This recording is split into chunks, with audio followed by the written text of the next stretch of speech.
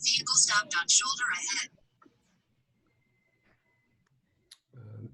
Right, vehicle stopped on shoulder ahead. Computer internet connection is unstable. Human being operating computer is even more unstable. Well, we're almost, okay. You use here. Okay, more people come in. Okay. Hello, hi. Hi. Hi, I'm not sure if that hi is addressed to us, but okay, so a little bit late. I'm a couple minutes late here. Sorry, it's 1:20. Okay, crazy times. I'm assuming people can hear me. Oh, one more people. Oh, sorry. Okay.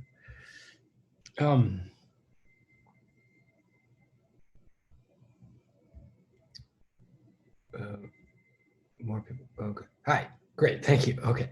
And you can. Thank you, Jasmine. And I assume that means you can hear me. Okay. I'm already getting sad. We have limited time left. I know I've just been getting faster. In some ways, been getting faster and faster as we go. And in some ways, that's what is supposed to happen. That's what has to happen. Still a bummer. I don't like being rushed any more than I like rushing this course or you guys, but it is a rush. It's 5 weeks. So now here's what's going to happen. I will check in with you and get questions. I will at some point today, just like we did yesterday. I think they were very good questions. I think they all helped a lot. But I'm going to ask your indulgence again for me just to roll a little bit before we do the questions. I'm hoping that everybody got in the stream at least once, if not twice, the PDF of the three. Oh, sorry, I had many more people. All right, I'm going to assume that unless I'm told otherwise, that everybody knows that of that big PDF that I sent you that had 3 old exams in it, your exam is going to be taken primarily from the first exam in that book. Like, I'm just going to repeat the instructions that I put in the stream just to make this absolutely clear. And again, someone let me know if it's not. I'm saying I gave you a PDF with 3 old exams in it, the first 2 of which are fully solved. Your exam is largely taken from the first of those, but don't get bogged down in the first problem of that first practice exam. Like, you should understand it. It shouldn't surprise you. It's not, but it's not what you're going to be tested on. Like, so the first whole exam, all the problems in it after the first, and then you really should look at the last 2 problems of the second exam. This is what I was just trying to say in the stream. And I know it's under limited time and all of that. In between those, that's what your exam is. And it's just like I said yesterday, it's some Gauss's law, some circuits, some magnetism, and some putting it together. And the putting it together could be like a a true false kind of thing, like you would see in that PDF. Hopefully the people that had lab this morning were able to ask Wu some questions or see some things about circuits or something like that. I'll find out in a second. And hopefully people this afternoon will do the same. The exam will be posted after the lab is over. I am still sending messages to my department chair and trying to check online. I'm going to answer this in a second, I think in the chat. As of now, I can't believe the grades are due as quickly as I think they are. So believe me, I'm still pressing to find out if if I find out anything to suggest that grades can be turned in after the weekend, which would be a lot more sane, then I will extend everybody's exam to Friday midnight. I just can't promise that yet until I get confirmation that I don't have to get your grades in on Friday. Now, just about every single midterm exam has been returned, and I will make larger comments to everybody will do better on the final than on the midterm, even if you did very well on the midterm, I think, because I'm sure that for a lot of people, it's just a matter of knowing exactly what kind of thing I'm looking for. And I think you'll be able to tell once I make some comments or once you look at your midterm, but just about every single midterm is back. The last couple, I'm going to finish right now while you're all in breakout rooms in a moment. And then we come back, we'll get slightly calmer and get more questions, but I'm going to put you all in breakout rooms in a minute to make sure, sorry. And I'm going to make and I'm going to be making the exam shorter. That is definitely true. I have to for my own, yes, the exam will be shorter. So it looks like there were some topics we didn't cover in the questions you gave us. Well, that's why I still have to finish some stuff today. That's why I'm rushing. There is some stuff. That's right. I mean, we still have to finish like all the class, we technically have 2 periods today. So that would be like a full week in a normal semester. So strangely, I mean, that's right. There is still some stuff that I have to, that but again, the thing with physics is hopefully if you've been with me so far, like the things fit together, there'll be nothing out of the blue. The better you've gotten at the stuff we've been doing, the better you'll see this stuff at the end. But yeah, that's why we've been sort of building speed as we go. Let me reiterate though to everybody. So I'm saying what I can make this exam from, what will be taken from is the last 3 problems on the first practice exam. I'm sorry, yeah. And the last 2 problems on the second practice exam. I'm not saying in any way that my exam will be as long as what that sounds like. Like I will leave a lot of stuff out, but that's what I can take from, like legitimately or fairly, even, and that does include, I mean, it's true what someone just said. I'm not sure. It's absolutely true that there's some stuff in those practice documents that you still haven't seen yet, you're about to see now. That is intimidating, I know. And that's also why it's like not even that helpful for me to give out practice documents too early in a course like this. But anyway, I totally get, and I know that if I talk faster, it sometimes makes people more stressed. It's not what I'm trying to do. I don't, I could tell you that all the, almost every exam went back, and even if a grade is not exactly what even if a grade isn't 100, all the grades are quite decent, and almost nobody is precluded from getting an A at this. I mean, I don't want to totally say that, but I said yesterday, you could have an exam score in the high 70s or mid 70s to high 70s or low 80s, and you still could conceivably get an A in this course. So like no hope is lost for anybody really. But yes, I have to get to the final material that puts it all together.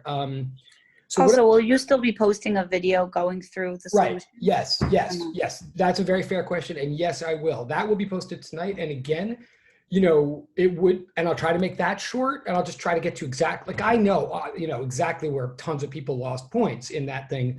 So yes, the answer is yes. I'm talking about for the final, not for the midterm. Yeah.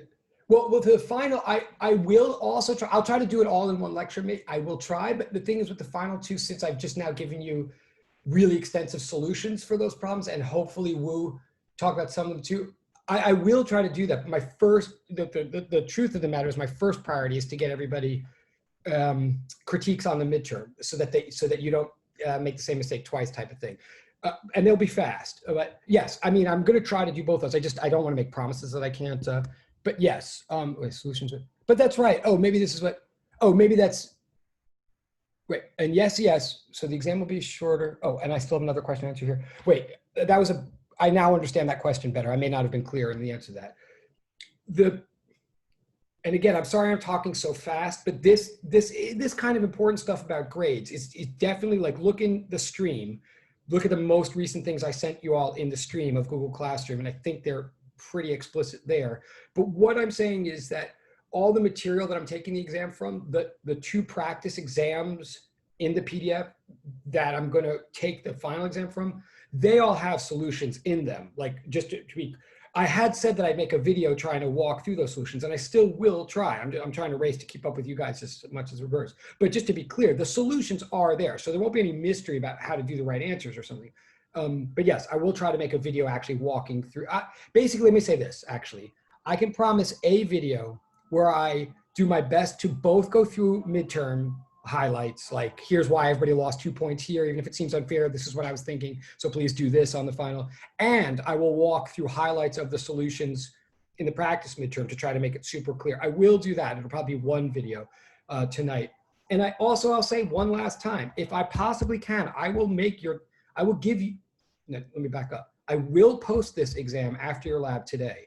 You can assume until you hear otherwise that you have to turn it back to me by Thursday night, midnight. But at the moment I get any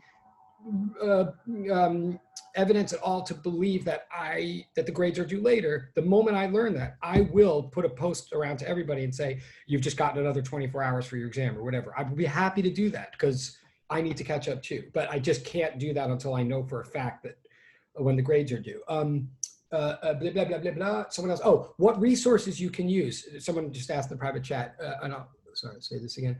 Again, it will be true, and it was true last time. You can use anything and everything you want to learn this material, to figure out the answers, to figure out why the answers are the answers. You can do anything you want. You can talk to other students in this class. You can go on Chegg, like no joke. You can go on Chegg, especially if you pay the subscription fees, whatever. And you certainly can go on Khan Academy, blah, blah, blah. You can do anything.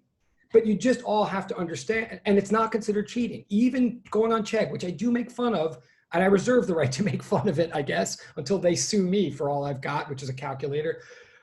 I make fun of them, but you can go on check, and it's not illegal. It is not cheating. It's just that I want to remind everybody that after you do whatever you do, what you write down, you must understand. And that's the way I grade. Like, so on the one hand, use whatever resource you want, but on the other hand, don't be too surprised or shocked or upset if here and there I take off 2 points and say missing steps. You must justify, show this work, or why is this? As happened here and there on the midterm exam. Like, I need you to show me that you actually get what you're writing down, which means the more the better, which means err on the side in the final exam. Just drag out everything that you can. I don't mean take more time than you need, but I mean write everything out. And as far as the midterms, again, okay, so I'm starting to get repeated questions. Yeah, certainly the person that, so as far as all the, sorry.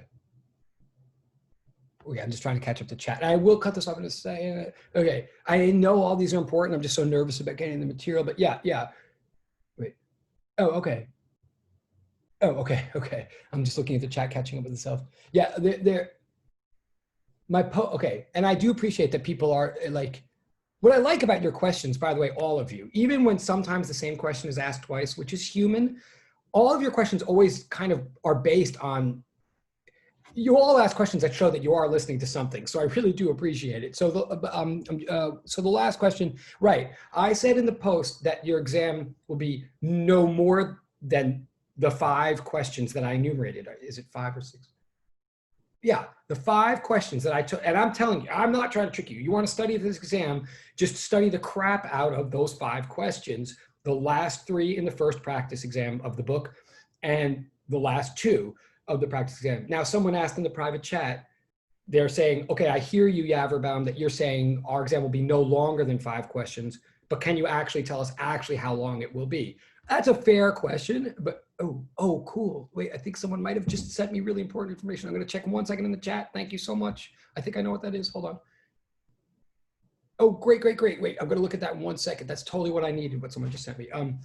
But let me just finish this thought. Oh, God, they talk about early onset Alzheimer's. I don't even know what that means, but I assume I've had it since birth. That would be early, right? I was just about to say, how many questions are on the, oh yeah, and if you did extra credit, and you submitted it to the portal, I'm totally psyched, and you will get extra credit for that. But yes, it is very good if you did, and you're not sure, I know that.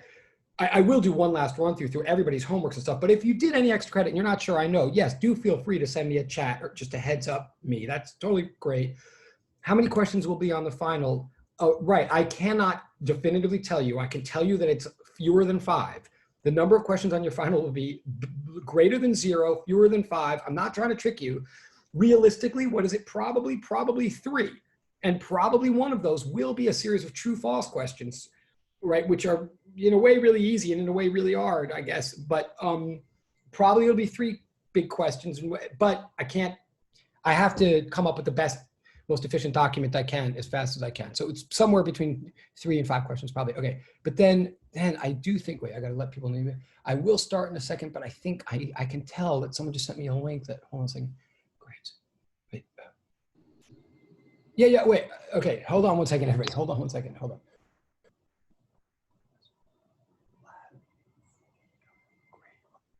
August 13th. Oh, this is good.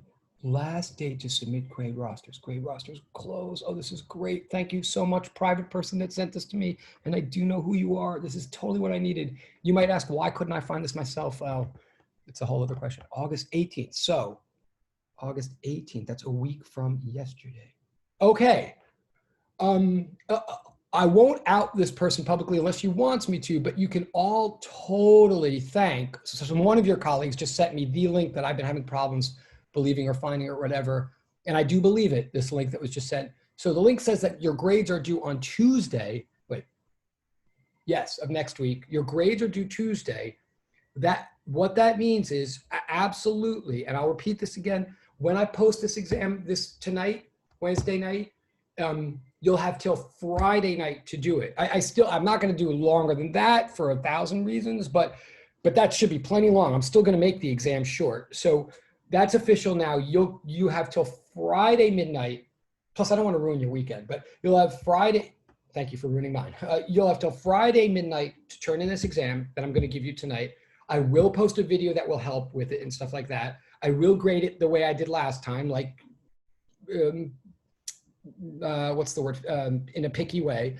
And also, just to be clear, don't expect your grades then. Like, you'll have till Friday to do the exam. Then I will be grading all weekend and whatnot. So if grades are due Tuesday, that is when I will turn them in. So please don't expect any final grades or anything until Tuesday. And once they come, then a breakdown and everything will come to justify them. And let me say this really fast now. In the worst event that there is a mistake in your grade or something you want to challenge, I do accept challenges, so to speak. If there's a problem in your grade, I will listen to a discussion, and I will fix the grade, which I have a semester to do, without any problem. Okay, so even if you get a grade that seems weird, you still can talk about it once you see the breakdown. You have to look at the breakdown first. Once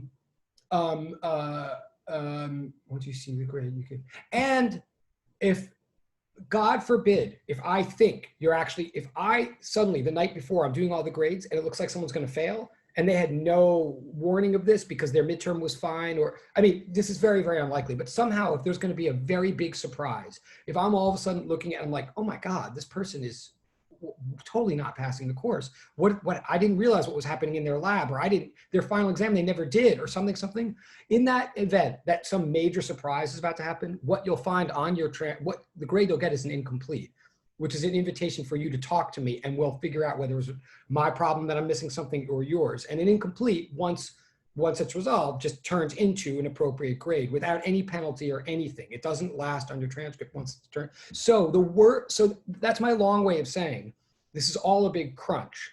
But there, even in a moment that you suddenly feel like you might have been surprised with negative information that you weren't, even there's still at least two recourses before anybody has to get too upset. Two recourses from me. One, you can bring me your final exam and say something went wrong here. And two, if something's really wrong, you'll get an incomplete and a chance to talk it through and then potentially get an A or whatever. Okay. Now, yes, I'm going to try to do the stream thing. I am going to do the stream thing that someone suggested yesterday. I am. Right. I will try to do that. Oh, and absolutely. No. And anybody personally who's doing well or being part, if you feel I know you at all, which many of you I now really do in this class, I'm very happy to write letters of recommendation for, very happy. That will be a private chat, of course. But I mean, yes, like I'm available, whether you go to my school or not. Okay, wait, so I think we're sort of understanding each other. Thank you very much, GC, who sent the link about the grades. So once again, the exam will be posted after lab today. You'll have till Friday midnight to do it.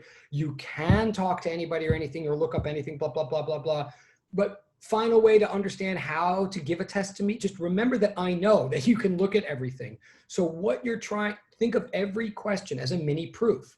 You're trying to prove that something is true in physics, which means you're trying to prove that it makes sense. You're trying to show that there's a reason we all believe, like not just memorization, or you're trying to prove that it makes sense to you, whichever way you want to think of it that way. So your whole test is like a defense of your understanding of physics understanding. And that said, like if you do understand it, hope the grades usually do work out very nicely. So it's not, but anyway, okay. I know I make myself frantic the way I talk sometimes. Hold on, I'm sorry.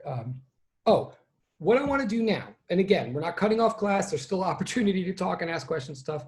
What I want to do for a few minutes is put you in a breakout room to practice or continue with the thing we were doing yesterday, Gauss's law, because it's a lot all of a sudden once, and people do need to practice it before seeing it on an exam. Oh, okay, thank you.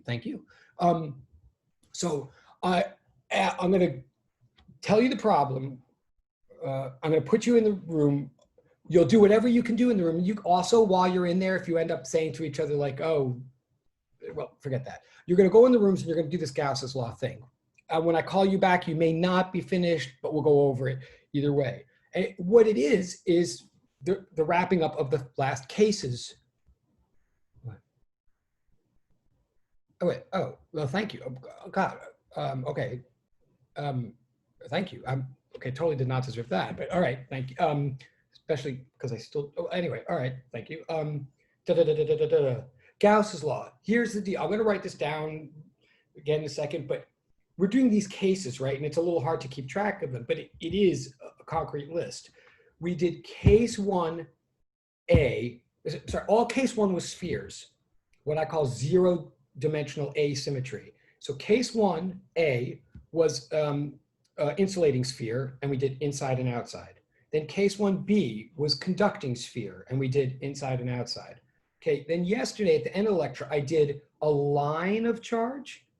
Okay, what I'm going to tell you all now is, if you really think about it, a sphere is to a point as a cylinder is to a line, right? A sphere is to, and the reason I'm not writing this down yet is because I don't want to get all, but a sphere is to a point as a cylinder is to a line, meaning that spheres and points both have zero-dimensional asymmetry.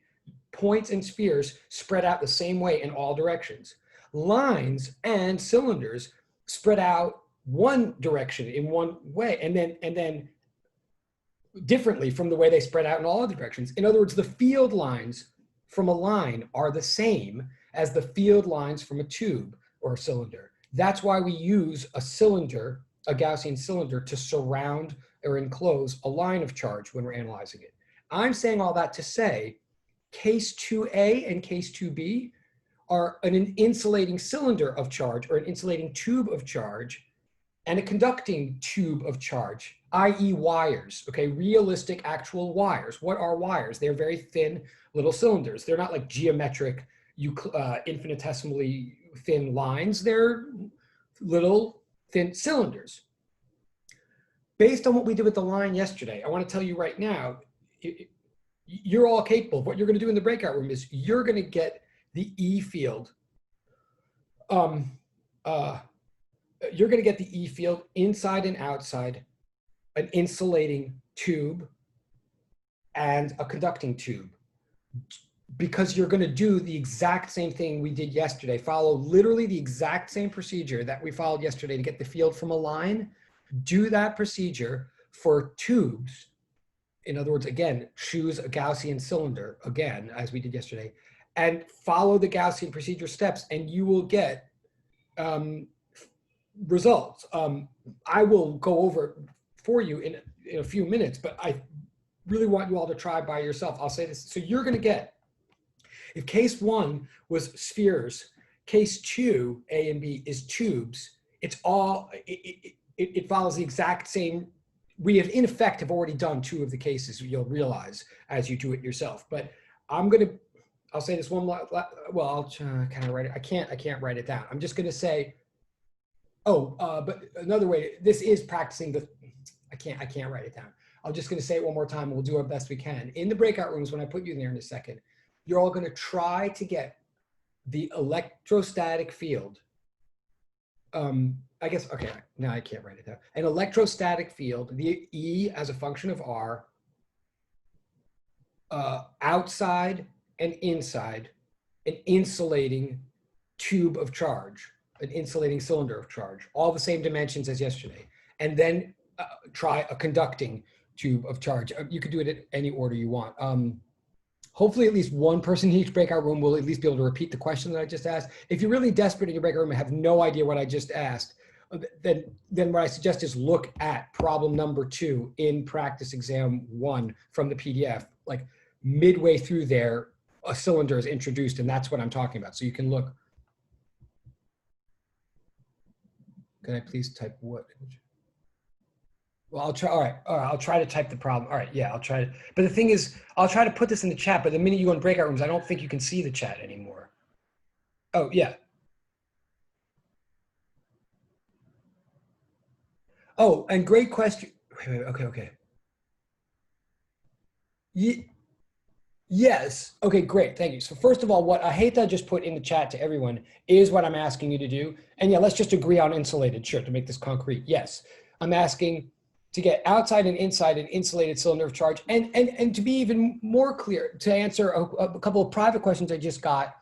So I'm agreeing. So, oh wait.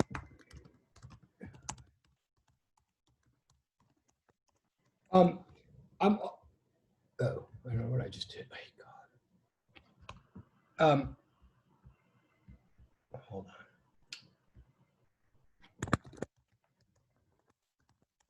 on. to be even more clear, because of a private chat question I just got, yes, I technically did for you guys yesterday a line, and if it's a line, I technically said it was an insulating line.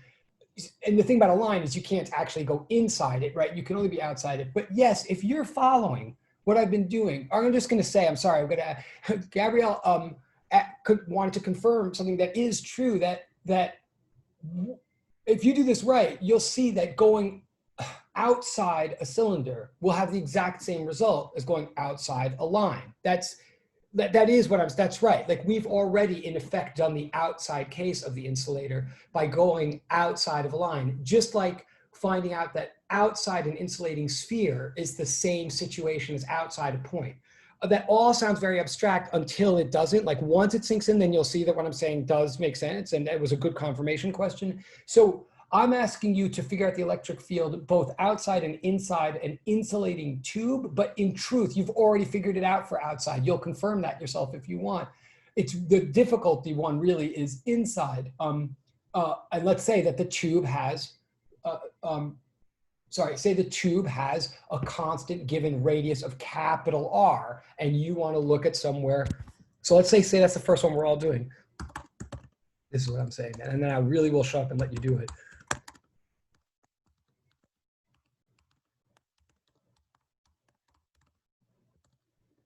So to make it really concrete, I'm asking everybody to find the electrostatic field at points inside some very long insulating tube of radius capital R. Okay, that's what I'm asking everybody, and it will be a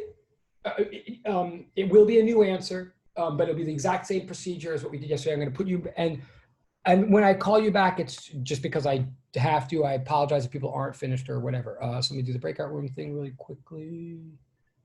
But these are great questions, as usual. I wish there was physics 3, kind of. Okay.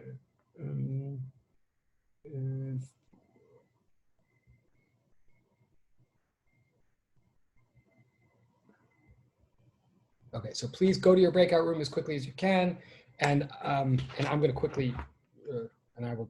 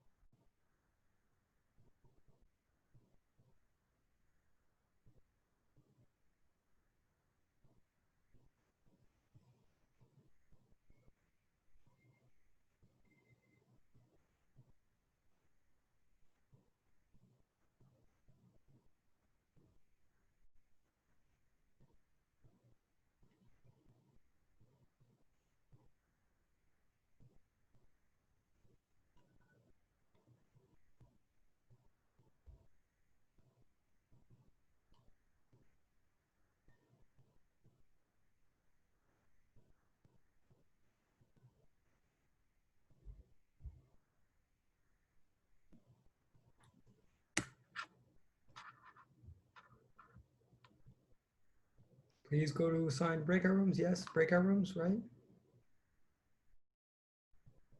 You're going to assign breakout rooms, right? Justin, you there?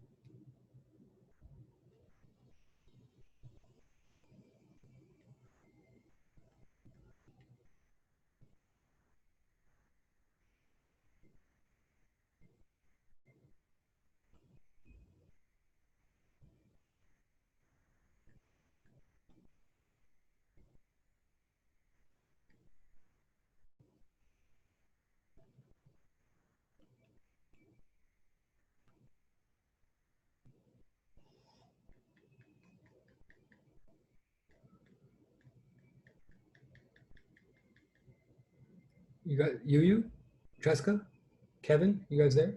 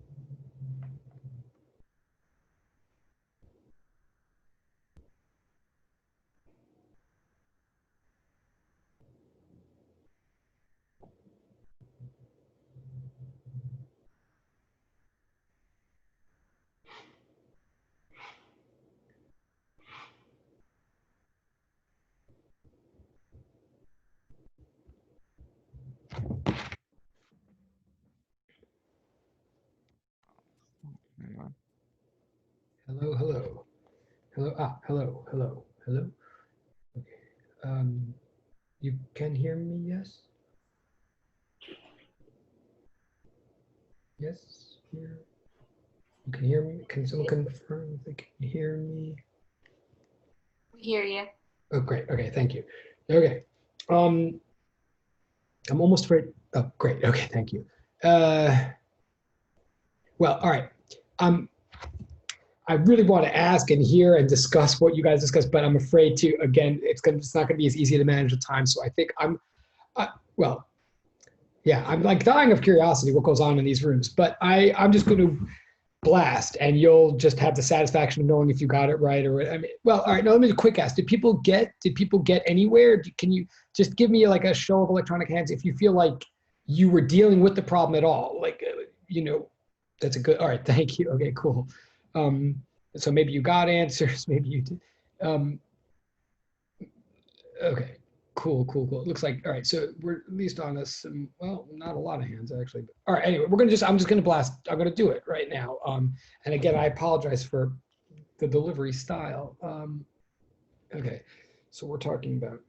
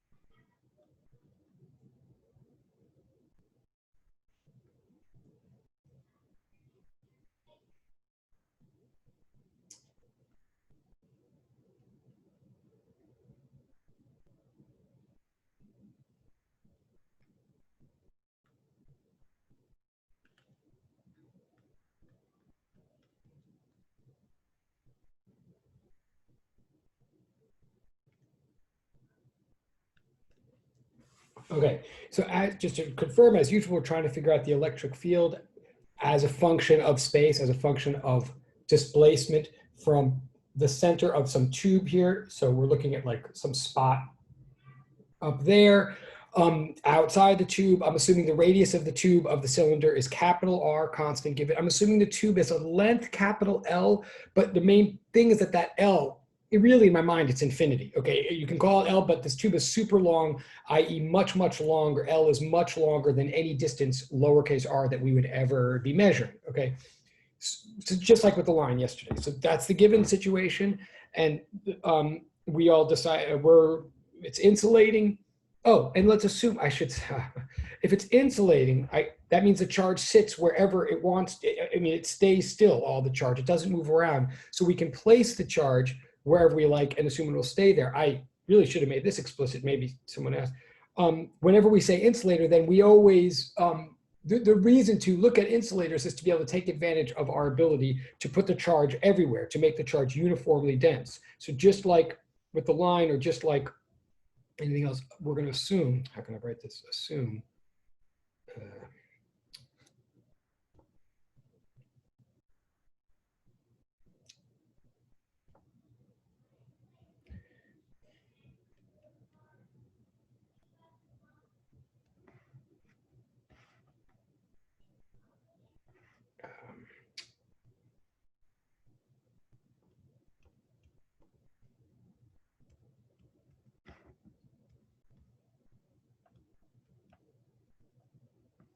Okay, we're just like with the sphere, the solid sphere, we assumed that charge was uniformly distributed throughout the volume of that sphere. We assumed that for any given amount of volume, there was a given amount of charge. And so if you picked a space twice as big, you'd find twice as much charge there. Assuming that here for the cylinder as well. Okay, we're going to assume that in all dimensions. So if you made the assumption lambda equals lambda naught, that's fine too. Same idea. We're saying the density is a constant. Okay, but I am saying that the charge is like, why do I do that? I'm saying that the charge is like everywhere, plum pudding in this tube, okay? All right, so we got to figure out the field inside. Okay, Oh, I just did it. I'm sorry. R is a point inside, we said. I'm sorry. I mean, we can figure out for both, but outside it's going to be, well, no, I'll start with this. Outside, and this is not what I asked you in the breakout rooms, but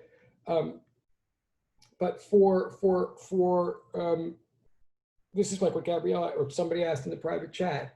If R is greater than capital R, the answer we're going to get, is the exact same answer we got yesterday.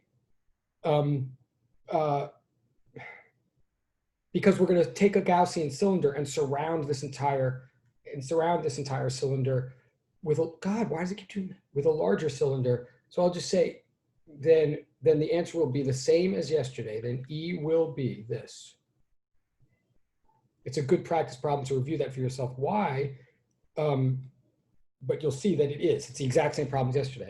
But what I asked you now in the breakout rooms, so that's like case 1B. If R is less than R, now we're going to, then we have to solve. We're going to do the Gauss's law procedure. Okay, step 1.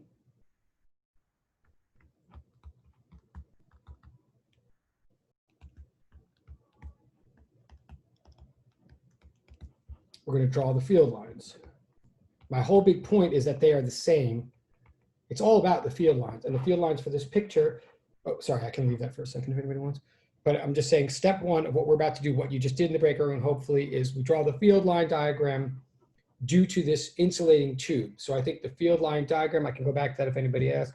I think here's the tube, the cylinder, whatever, its radius, capital R. The field line diagram looks like this if it's insulating.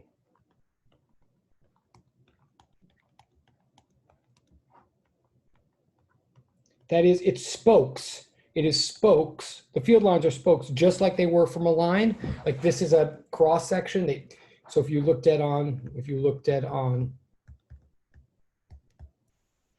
one end, even though there aren't like really ends as far as we're concerned, but if you look dead on, you would see this.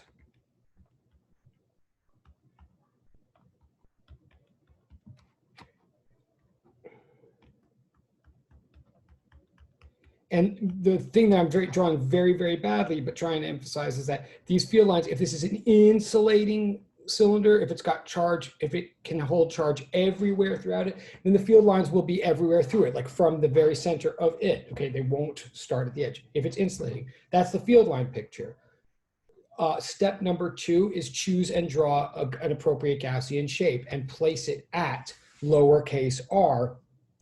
Well, in this case, lowercase r, we're saying in this case that lowercase r is somewhere inside the cylinder. So for step 2, I'm going to choose and draw a Gaussian cylinder at R. So just like we did yesterday, only now R is like inside this tube. Okay, so what will I have? So I'll have a picture that looks like this.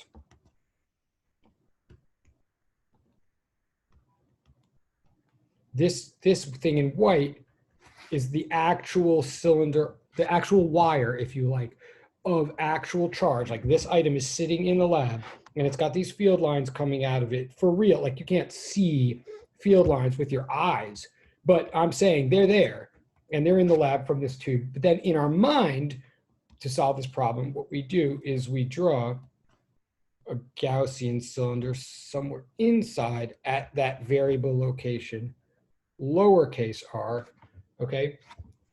So in our mind is this Gaussian cylinder inside, and then we do step 3, which is visually verify. Do we really feel that those field lines will hit the surface of our cylinder all in the same way, magnitude and direction? And I think they will. I think it's exact because we argued this yesterday. Field lines emanating out from something cylindrical or something with one-dimensional asymmetry, those field lines will slam into the surface of a tube always perpendicular to that surface, and they'll always be equally dense, those lines. In other words, I believe I do believe, based on my picture, that in this case, I believe that E, its magnitude and its direction, is a constant with respect to ds. This is like kind of why we did all this math at the beginning of the course with respect to, I'm saying, like, electric field is not a constant due to a tube, right? You can't just say, and this is why I'm picking on exams too.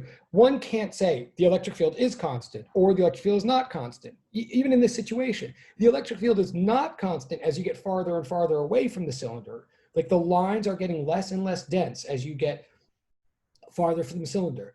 But it is constant as you walk around the surface of the cylinder. It all depends on what the independent variable is.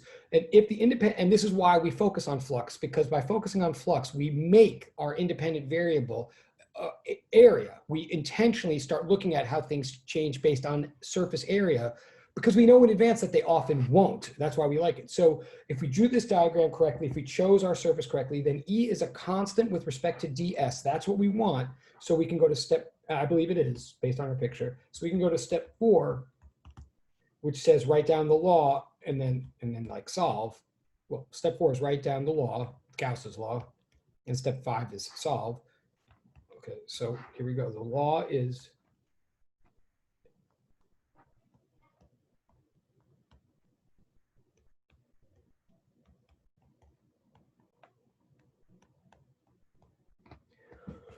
okay, by doing, and then that's the law. Step 5, solve.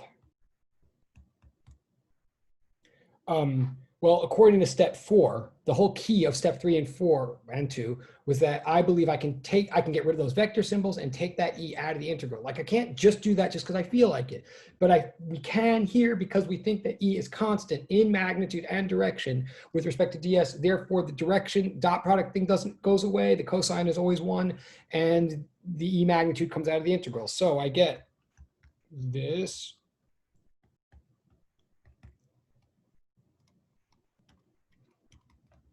Okay, and then here's a part, I always say this thing that I'm about to say, but I've noticed in the videos that I say it very unclearly. Let me try to make this clear. I'm saying now this whole thing means total surface area of our Gaussian shape, of the shape that of the Gaussian container we chose. This whole, like the integral of ds, the whole thing is total surface area. Maybe that I just noticed, like when I play these videos or I look at the boards, I've noticed that I keep sort of drawing an arrow and pointing to that ds.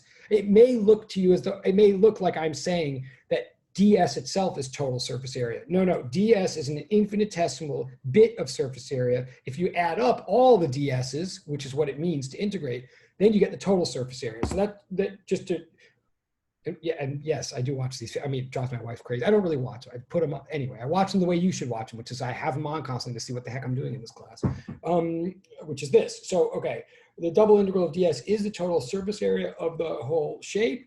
So now I'm going to say, okay, I'm going to start to solve here. And probably many of you flew through this in 2 minutes in the bigger room, and you are to be commended if that is the case. But okay, so what I add is this. Right.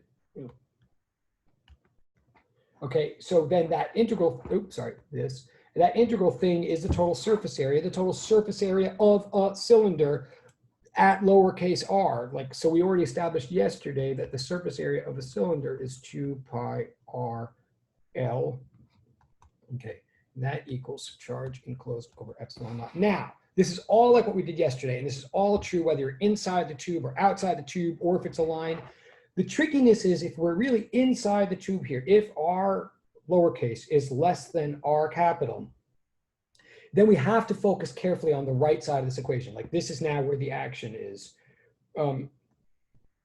This business here, right? It means, again, it means all charge enclosed, contained within, enclosed in the Gaussian shape that we drew. And I keep saying Gaussian because I want to emphasize that that shape is a trick that we do in our mind. I don't, you can't find it in the lab, but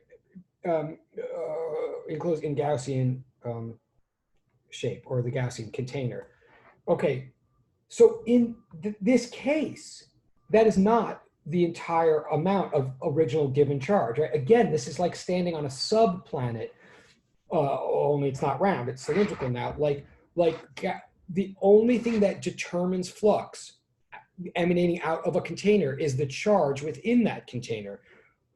And this container of ours has been drawn somewhere in the interior of a tube. So this is only, so this is a portion. Sorry.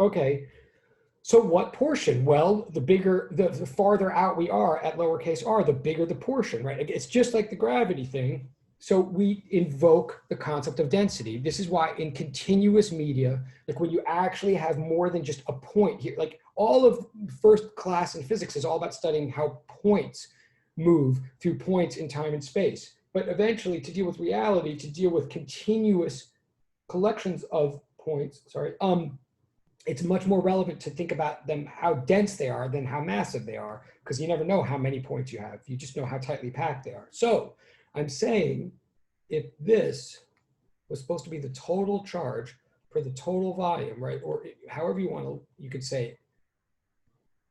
Any way you want to say this, if V stands for volume, we said it was a constant. So however you want to write it, it's always the same. That is, God, that is the total charge per the total volume of this cylinder must be equal to the charge enclosed divided by the volume enclosed. Like, right, that ratio must stay the same. And we're looking for charge enclosed here. So charge enclosed is just like what we did yesterday.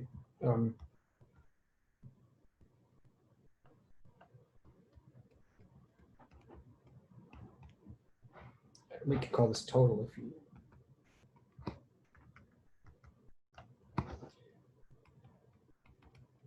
Okay, so like with a sphere, well, so we're doing the same thing that we've now done a million times, but let's plug, so I'm solving for charge enclosed so that I can plug it back into the Gauss's law. This is where the meat of this particular application is. Solving for charge enclosed, it's some ratio of the total charge. The ratio is determined by the ratio of the volumes. I'm going to write that again. I'm just writing the exact same thing again so we know where we are. This.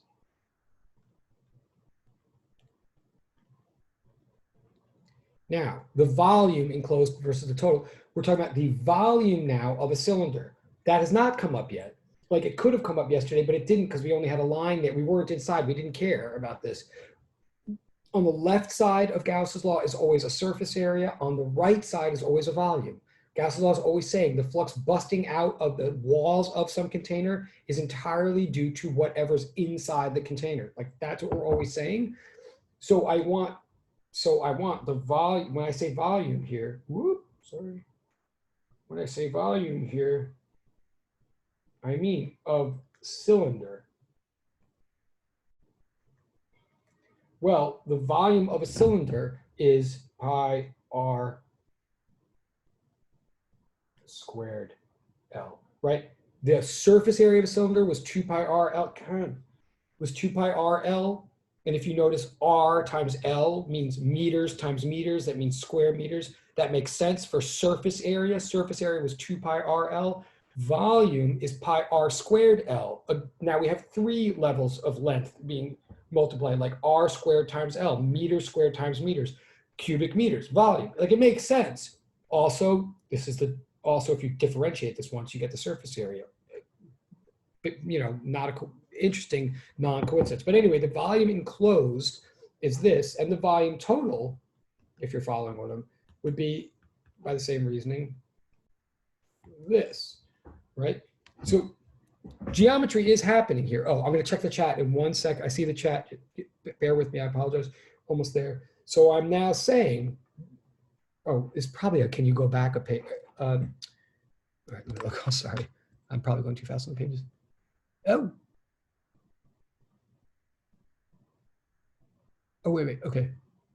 Oh, sorry, all right, so I went a little too, wait, I like these questions. Hold on, before I even try to answer the questions though, wait, some of these are great questions. Okay,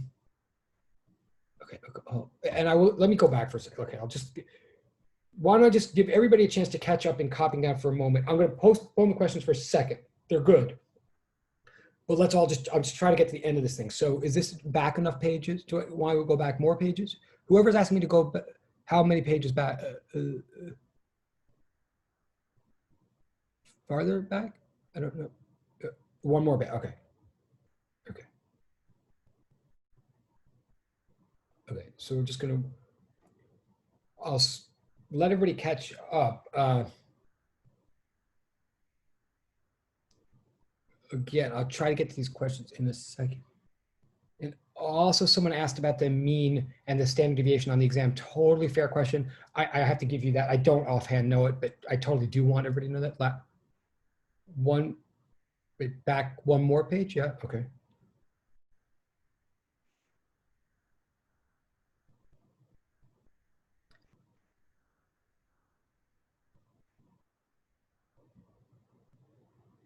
Oh, cool, no problem, no problem. Oh, good, okay. Great questions. Like some questions are about, for example, conductor. I'm going to do that next. You'll be amazed how fast that goes, but I will answer the conducting thing next. It's easier than insulating, believe it or not. But yeah, so the other questions I'm going to answer as soon as I get an answer here. So I'm going to try to, there, I don't know if this is going too fast now. Stop me if I'm going, but okay.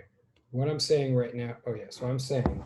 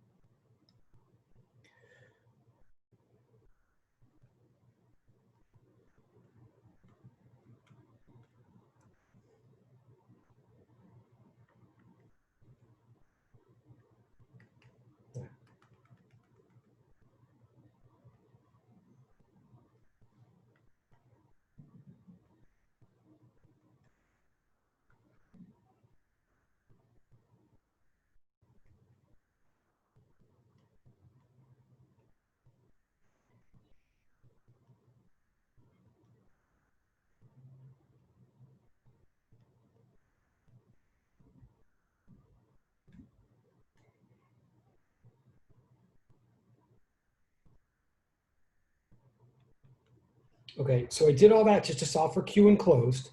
I'm saying Q enclosed is a certain portion of Q total. And Q total, we can express as lambda L, just like yesterday if we want, just to keep things consistent. You really could express it any way you want, but it's supposed to be a given, the total amount of charge that we have here.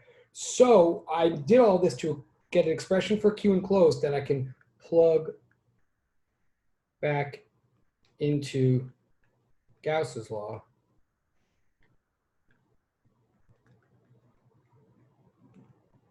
And so we're saying, oops, sorry.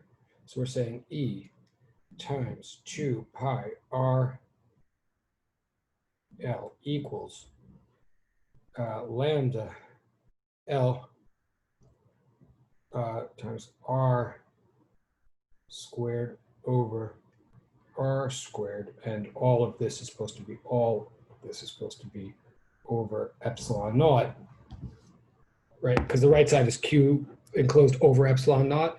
So now I have enough, so I'm almost there. I can cancel out the L's now, and I can say, whoa. Oh yeah, oh, right. And that was a close one. Okay, and I can say, okay, E here equals 1 over 2.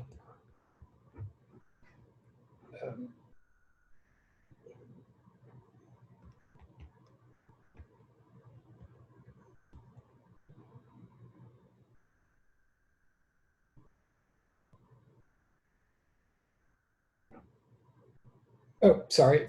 Right, of course. I knew something. Right. Right. Okay. I'm going to change this. I believe is the.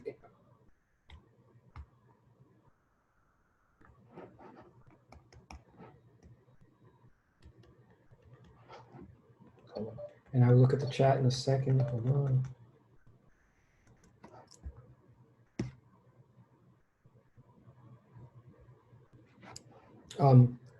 So lambda, just by definition, means charge density, and we said from the start that the density is a constant. So there, hold on.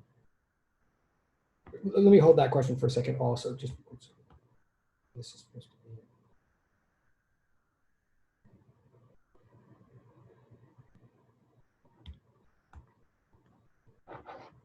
What kind of? Yeah.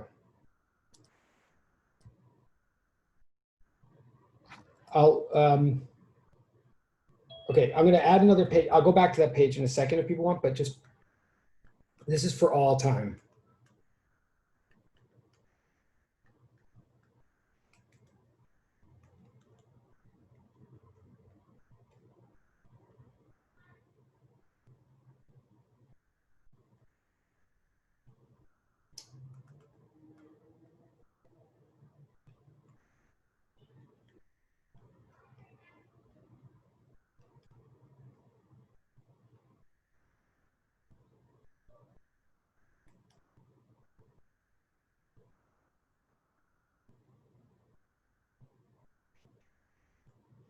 I'm saying just for all time now that we're dealing with continuous media, we care about densities a lot. We tend to think in terms of densities rather than masses. Once we can't count the mass points anymore. So just as a convention, as a straight up thing that we actually technically adopted back with waves, density means stuff per space. The kind of stuff we're talking about now is charges. So you can have amount of charge. So the total amount of charge per space is like charge density. Only we as physicists are very, very careful about distinguishing different types of spaces. You could be in a one-dimensional space, a two-dimensional space, or a three-dimensional space. So just as a notation, we use lambda to mean one-dimensional density, the ratio of charge per unit length. We use lowercase sigma to mean charge per unit area, and we use rho to mean charge per unit volume. Okay, so this is like 1D, 2D, and 3D densities. So if anybody ever says the density of something is constant, whichever one of these you want to apply, you can apply. And that's what we are saying for the tube. We're saying, for all insulators, when we talk about insulators, we're assuming situations where the charge has been constantly distributed throughout, or uniformly dense throughout. So that's where the lambda. So technically here in this case, I mean, if lambda is defined to be charge per unit length, if it's a constant, then density is total charge per total length. So therefore, I feel comfortable saying like that Q equals lambda times L. That's where it came from to answer that. Now someone else. Let me go back for a second, and I'm going to have to ask the questions to hold for a sec. This is the answer. This is the answer that's circled here at the bottom. For the electrostatic field at any point lowercase r inside an insulating tube. This, if you look at it, it looks like inside a sphere of mass, a gravitational sphere in a way, in that once again, now we have a field that gets bigger and bigger as r gets bigger, right? It's a different result. Again, we've never seen this exact result before, but it is similar to what happens in the plum pudding of a sphere, in that as you walk farther and farther out, sure, you're getting farther from the center, but you're in effect standing on larger and larger collections of mass or charge or whatever you're talking about. So this is for an insulating sphere. Inside. Outside, it's just like a line. It's the thing we got yesterday. Conductor, I'm going to say something about in a second, but first let me get one last, let me address one question that I've been putting on hold from the chat. The word insulating is a little confusing in this context. Like, we use the word insulation in both electricity and in heat similarly but differently. Like people are very used to the way we use insulator in heat context. I don't quite mean that here. Here, when I say insulator, I 100% just mean that charges are not free to move. So wherever they are, they stick. And if I say conductor, I mean that they will freely move until there's no forces moving them. So they'll freely move until they get into an arrangement that cancels out all the field. So insulator just means that the charge is stuck. There can be field, there definitely can be field. Like insulator sounds like something that would protect you from field, and that's what a lot of people think. It's easy to think that, but it's just not actually true. You can totally have field throughout an insulator. You can have charge, extra charge throughout an insulator. The thing that you just can't have is motion through the insulator. That's the best thing I could say for the moment. Truly, as weird as it sounds, it's conductors that protect you from fields much better if used properly than insulators. But it is a good question. I'll try to adjust that even more as I go, but insulator, don't think of it as protection. Just think of it as non-flow of charge.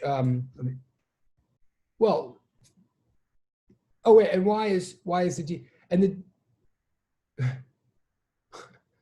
oh, the difference between lambda and rho, wait, okay, so the difference between lambda and rho is what I tried to just write a second ago, that rho is 3-dimensional and lambda is 1-dimensional. They're the same concept, they're density, stuff per space, but in physics we distinguish different kinds of stuff and different kinds of space. So lambda means 1-dimensional, like charge per line, it's per unit length, and rho means charge per unit volume. Oh, cool, okay, cool. Thank you. And I know my explanation of the insulating thing wasn't that great, partly because of Russian, but, and physics is weird. I don't know. Yes, physics is weird. I don't really know what to say about that. Sure, yes, it is, I think. Or you get to a certain point where you kind of think everything that isn't physics is weird, but yes, physics is definitely different. I'm gonna go on. Ask a question. Sorry, yes, sorry, I think, yes. From before, when we were finding the Q enclosed, why are we able to write L as the same for both the total volume and the enclosed volume? Because, right, I mean, that's a, wait, did I, yeah, that's a good question. It's kind of like because of yesterday, wait, where, did I write it for both the, Right, I think I just didn't fully get it. Wait, hold on a second, right, no, that's a good, hang on one second, for the total volume.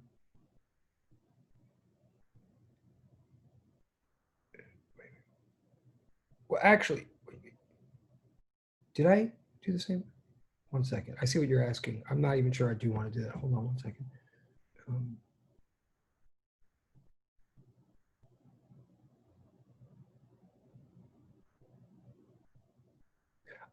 No, yeah, I see what you're saying. Well, the reason we're allowed to is because wherever, all right, so the line goes on forever, but we are intentionally, it doesn't like literally go on forever, but it goes on long enough that we are never near either one of the ends when we do this analysis. So we're just cutting off an arbitrary chunk of the line of charge, or I'm sorry, when I say the line goes on forever, I mean the original cylinder of charge goes on forever, is super, super long.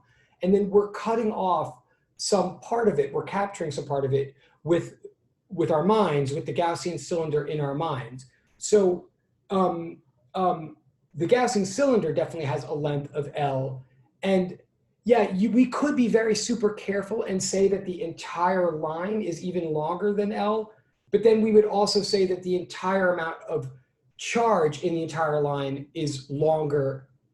What I'm trying to say, So what I'm trying to say is, well, let me put it this way, where you would, if I make the two L's different, if I make, all right, let's, I mean, it's a very fair question. It's just, it's not going to end up making as big a difference as it might sound. But if I go back to page 9, where I said the volume of the total is pi r squared L, fair enough. I'll change that L to something else. I mean, or I'll change it to L2.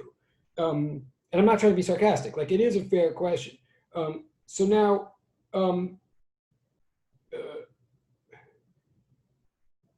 but right, okay, this is why I don't do that though, because then that suggests right away that well, all right, no, I'll stay with it. I don't know why. This is a good question.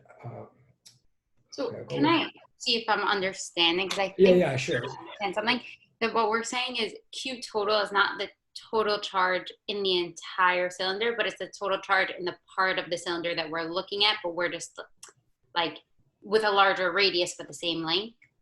Yes, that is what I'm trying to say. Yes, exactly. Because, no, yes, that's exactly what I'm trying to say. Because the whole purpose of the cylinder is to kind of see like how much of a difference it makes, how, what you just said, how thick the cylinder is, like how far out your radius is. But we want all other variables that we're comparing to be held the same. So yes, I mean, I don't know why I can't put it as well as you just did, but I do agree with what you just said.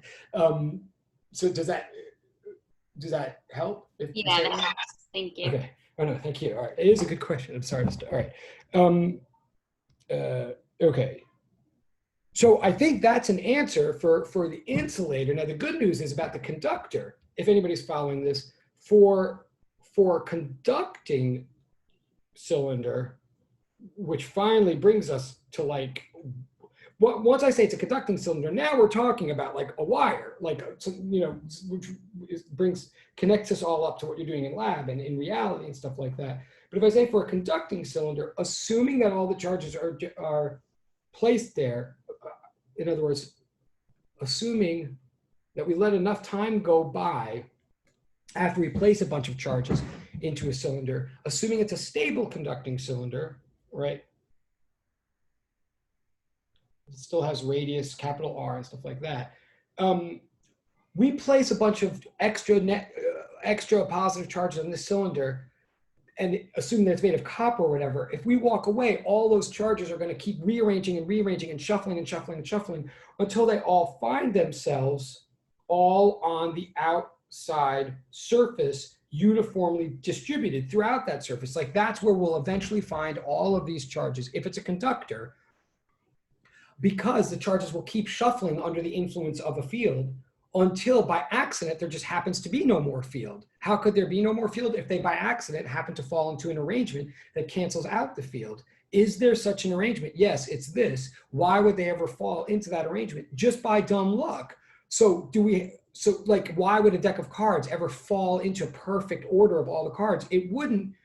It has no more reason to fall into that arrangement than any other, but it does have just as much reason as any other. So a deck of cards, if you keep shuffling and shuffling, you'll eventually get any sequence of cards you want if you wait long enough, if you wait enough shuffles. And that's what we're saying we do here. We wait for a bajillion shuffles of electrons, which then only takes like a few milliseconds in human time. And by the time we come back, we'll find all the charges here on the outside. So the field lines, just to get straight to the chase, the field lines for a conductor will be all spokes, but if you're following all this, you'll have guessed, all the field lines will look like spokes, but not emanating from the center axis, emanating from the edge, from the outer surface, like no lines through the interior. This is a truism about all stable conductors. And it is very surprising, like this does go to Gabrielle's a different part of her question, like I am literally saying that if you take any piece of conducting material, you could put as much extra charge in that conducting material you want, but you set that conducting material down on a table or whatever, like if it's not connected to other things, eventually all the charge will find itself on the outer surface, and eventually, by the same reasoning, there will be zero field throughout the body of the conductor. It totally sounds like the opposite of what we would think. We would think conductors have major fields in them and insulators protect us from the fields, which is again why it was a good question, but it happens not to work that way. It works that, so this is where physics is weird, I guess. See Sophia's point. Throughout the body of a stable conductor, there must be no net charge and no field. So if we cut straight to the chase, so if we draw Gaussian,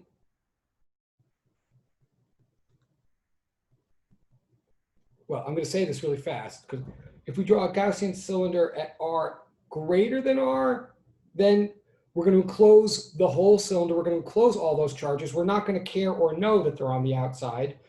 We're going to get the same field lines. So if we're outside, then the field will be just like what it was for a line. This, what am I forgetting? Well, yeah, just that. If we're outside it, But if we're inside the conductor, E will be 0 because Q enclosed will be 0. In fact, let me say this. If I put that on the exam, if I ask you to say something about the field inside a conductor, like how much do you have to say in order to show that you understand? If you're going to say the field is 0, please, your reason is that Q enclosed is 0. Like that's the reason. Don't just say E. But it is always true that inside, throughout the body of a stable conductor, there will be no charge enclosed, and there will be therefore no field. Okay. I know I'm talking fast, but the good news is, if you're following this, and what I believe in my mind is that we've now looked at case 1A, inside and out, case 2A, let me start again. Case 1A, sphere, insulating, inside and out, we looked at. Then case 1B, conducting, sphere, inside and out, we looked at. Now we're talking case 2A, tube or cylinder, insulating, inside and out, we just did. And now case 2B, cylinder, conducting, inside and out, we just did. Ideally, maybe one of us, maybe me, maybe one of you can make a chart and put this all together to make sure you know, but we've done that much of the chart. We've done case 1A, case 1B, case 2A, case 2B, and inside and out for all of them. Case 3 would have been plates. Case 3 is plates, or a plate. I'm totally going to skip that for now. We don't actually need it. Okay, I'm not going to teach it. It's not going to be on the exam. I mean, I feel bad saying that, but maybe I'll throw it into the extra lecture that I do at night or something, but I don't want to stress anybody out. Don't worry about plates, which would be case 3. The answer is the field is constant. If that means anything, like it completes a pattern that's very exciting. I'm not going to get bogged down in it now. So I'm not going to talk about plates anymore, and they're not going to be on your test. Just to say that to everybody clearly, we've now completed all the Gauss's law cases. If I say there's a Gauss's law problem on your exam, I mean, like, which there is, it means it's coming from any of this stuff that we just did, either spheres or points or cylinders / lines, okay? That's Gauss's law. Where we just ended up gives us some understanding of sort of a picturing. Okay, well, I'll say this now.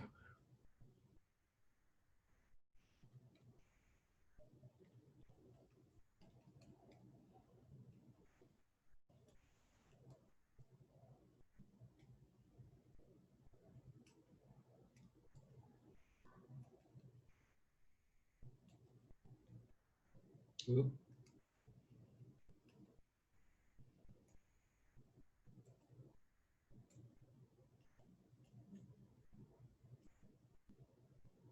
Okay, in principle, even though it's all very abstract and it's like it's funny because this is all so mathematical and yet there isn't a number to be found, right? Like this is, a lot of us start understanding math a lot better through physics and finding out that math is not what math looks like. Math is not about numbers. It's about these relations that are universal and abstract. That's what we're seeing. But in principle, we're seeing something about what it means to put down a wire filled with extra protons to put it on the lab table. We're beginning to see what effect it might have on things around it. The next and last fundamental question that arises in our minds and in history is, okay, in history at about 1776 or so, people started playing with these lines of charge like this and started figuring out things about the field and whatnot. But the big thing that everybody know, the big thing that we all care about that happened in the 1800s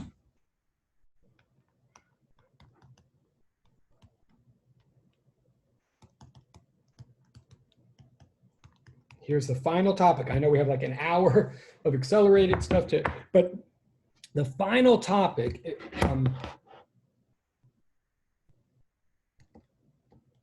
going to call Oersted's.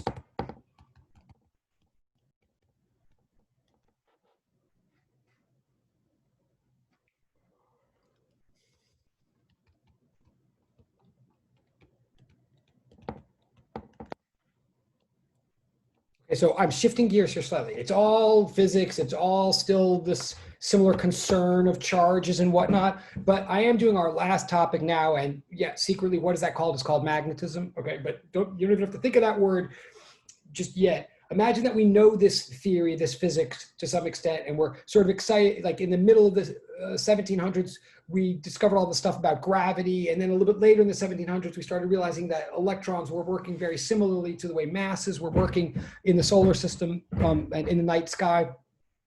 So then, and people start harnessing electricity in circuits as you do in the lab in theory, like the voltaic cell is invented. So people start seeing, oh my God, if I'm sending charges around from one like positive, if I make a field line and then I allow charges to get from some positive anode to a cathode, then that's called a circuit. And that's all very exciting because it like puts on light bulbs and things like that.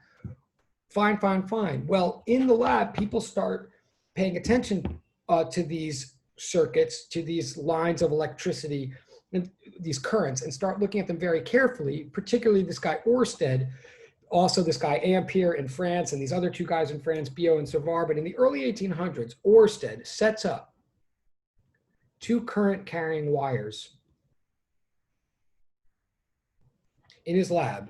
Okay, he sets up a current I1.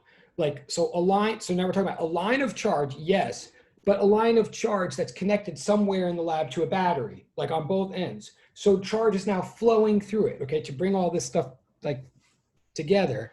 Oersted intentionally makes a circuit in his lab. He sets up a wire that has current flowing through it, and very nearby that wire, very, very close by and running in a parallel direction, he sets up another current. It might have been the same value current, it might not, it doesn't actually really matter.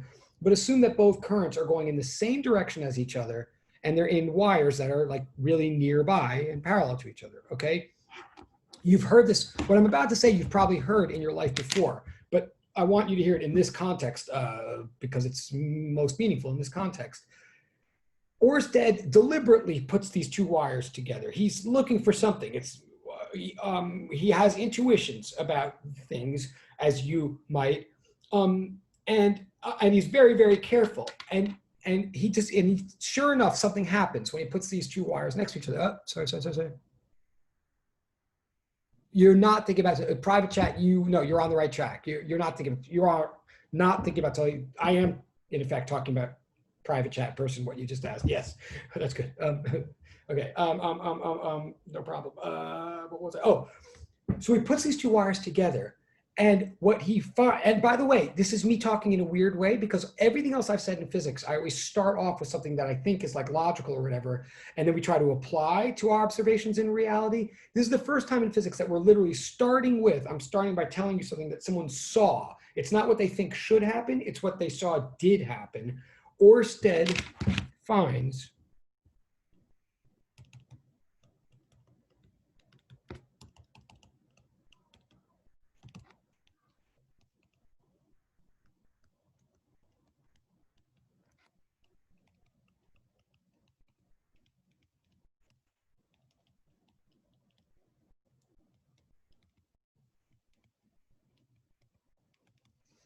okay, this is such a big deal that you've probably heard it in 6th grade. It's such a big deal that everybody knows it, and therefore no one knows it at all. It self-defeats because everybody thinks it's obvious when the big deal of it is that it's actually a surprise. What I'm saying is this.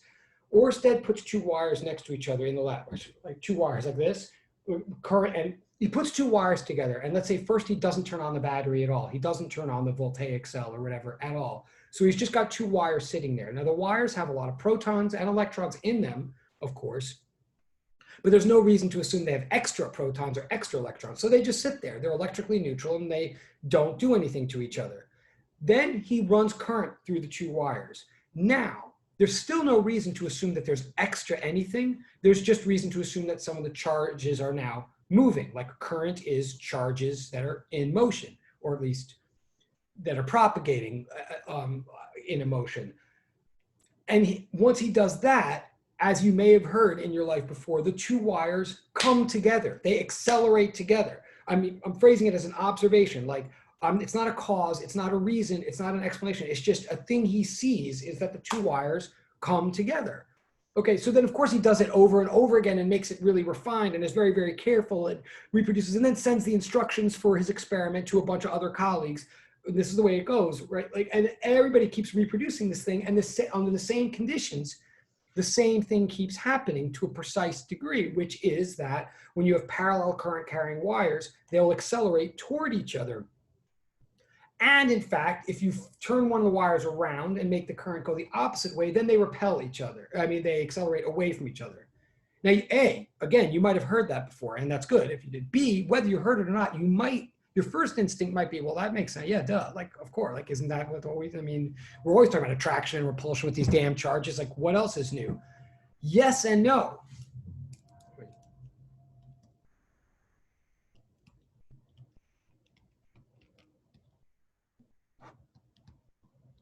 You don't want to think that this is self-evident. Like, I do want you to believe that this is true. It is true. And in modern times, we can easily, if it's not a virus, you can easily replicate this result and see that it's true. But just because it's true doesn't mean it makes immediate sense or that it's obvious. It's not. And here's what I mean by that. We put these two things, the two things are coming toward each other through a distance. These two wires appear to be accelerating toward each other without having touched. Thank you. Okay. Cool. Whoa. Great. Thank you for who shared that. Okay. We are somewhat now used to action at a distance. We're used to, in some cases, some things affecting other things without touching them. Like the sun draws the earth to it without touching it, and protons draw electrons to them without touching. But those are the two cases we know, gravity and electrostatics. And in both cases, the way we make sense out of this action at a distance is we say there's a field doing something, like the gravitational field of the sun is pulling on the earth or on the mass of the earth, or the electrostatic field of a proton is pulling on the charge of an electron. Not that, again, that's still already a weird thing to say, but at least all the math and everything works out. We believe that some action at a distance forces are associated with fields, and that's how we work out our predictions of stuff. But the only two we know at this point in history, or in this point in the class, the only mathematical fields that we know, the only fields that we know any mathematics about are the electrostatic and the gravitational. And if we look at these wires that I'm talking about here, this case, actually we better be careful, because the reason for them accelerating, I'll write this.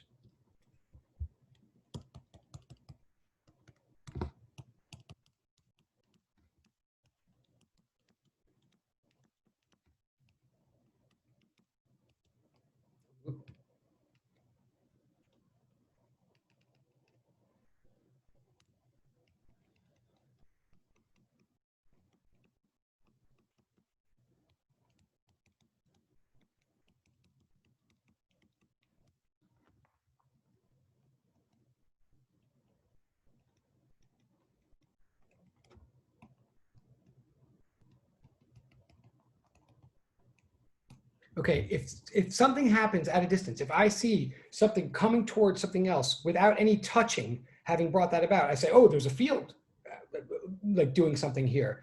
Okay, but what fields do I know? I know about the gravitational fields and I know about the electrostatic field. Well, the gravitational field governs over masses. If it were the masses of one of these wires attracting the other, then they'd be attracting whether or not the current was turned on, right? Like, it's not masses that are pulling one wire toward another if it only happens when you turn the current on. Current is not extra mass, it's just mass in motion, if anything. So it's not a gravitational field that makes this happen.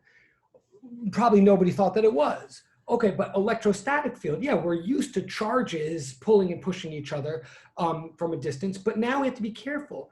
When we didn't turn the current on in these wires, when there wasn't current, there were sure a bunch of charges in each one, but presumably not any net charge. Presumably these wires were electrically neutral. Like if you touched them, you didn't get a shock.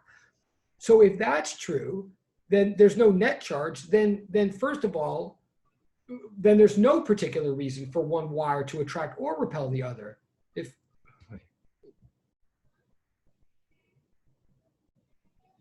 Right, so it's really important. I know this but it's really important to distinguish between charge and net charge. Everything in the world has charges. Like everything in the world is made of protons and electrons, we believe. But in general, i.e. everything is made of atoms. But in a typical atom, there's one, right, this is what I'm saying. Okay, hang on for a second, but yes, your question I'm trying to address, and you're on the right track, you in the chat, yes. I'm saying that every single atom has protons and electrons in it, but if it's a stable neutral atom, as things are in the general case, then there's one proton for every electron. So if you just put a wire, like if you buy wire from Radio Shack, or you buy a toy and it has some dangling wires in it, a wire itself you put on the table, it'll have a lot of charges. It'll have a lot of positive charges and negative. It's just that we assume that they're equal. And so we don't care, the positives will push and the negatives will pull on the outside world and by the exact same amount.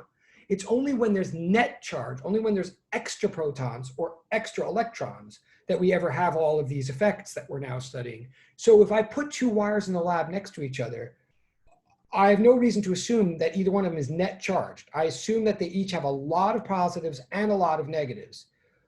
If I start sending current through the wires, I still have no reason to believe that there's extra charge in either one. I just believe that now some of the charges are in motion, okay? So yeah, they can, right. So there's no net charge. There's never any net charge unless someone specifically says that they have reason to believe there is. Because net charge is net charge is what you feel when you take your socks out of the dryer and they spark for a moment, or like you rub your hair and then you touch the light switch by accident, like in your house, in your apartment. And if the light switch is melted, you feel that spark for a second. That spark that you feel is net charge equalizing itself out. Like there's a little bit of extra charge for a moment on the light switch that jumped to your finger or vice versa. But the jump is things equalizing out. Once the jump is over and the spark is over, now everything is neutral again. That's what lightning is. Lightning is just that happening from clouds to the surface of the earth. But all of which I'm trying to say is that the exceptional case is when there's net charge. And granted, we set that up on purpose a lot to do stuff, but we have to set it up to make it happen. So I don't assume that two wires just sitting next to each other have any net charge. But I do assume that if I run current through, now some charges are in motion. Now, the same ones, like if I send the same current through both wires, you could picture protons going like this, or you could picture electrons going like that, or whatever you picture the same thing in both wires. A bunch of electrons are going like that. So even if by being in motion, they somehow count as extra, the key point is,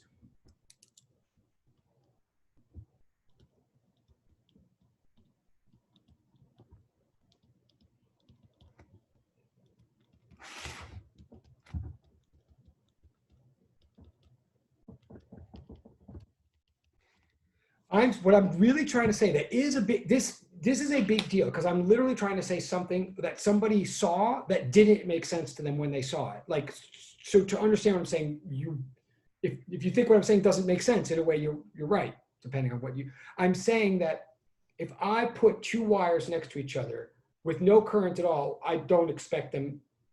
I mean, if I put two wires next to each other and there's no current in them and nothing happens, I'm like, fine with that. But then if I send current through both the wires and I see that both wires attract each other, I can't just say to myself, oh yeah, duh, of course. By sending current through the wires, I sent like extra protons through this guy and I sent extra protons through that guy. So that's why they're attracting. I can't say that, because if anything, that would make them repel. Wait, okay, but some of these questions, like, please, like, I can't quite get off the, wait, I'm going to, yeah, okay, thank you. All right, sorry, I appreciate it, thank you. My bad, kind of, but thank you.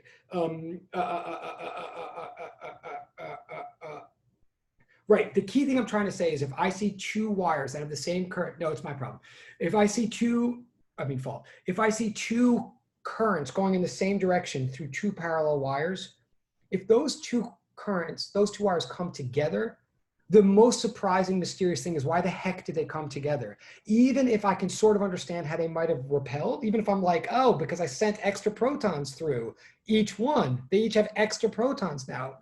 But if they each have extra protons, they would repel. right? And there's no way I can say that one of them has extra protons and one of them has extra electrons if I did the same thing to both, right? So this is why this is a big deal, that it is actually true. It is true as of the early 1800s that parallel currents attract each other.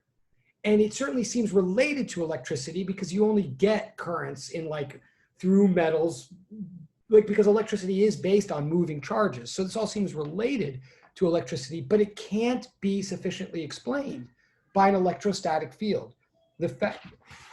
So in sum, what I'm saying is,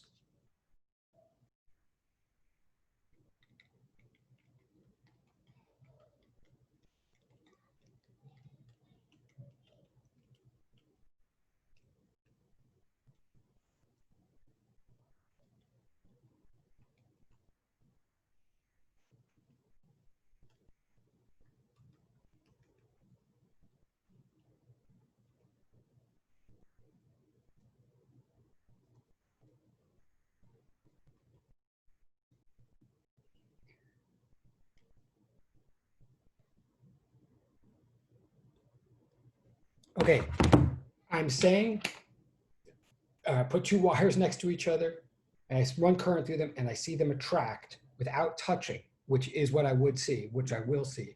If I see them come together without touching, that is action at a distance. That is some kind of field. That is some kind of force that is happening between the space of the wires. Like one wire is creating a force in space that is then pulling the other wire. It is some kind of field if it's action at a distance, if I'm a physicist.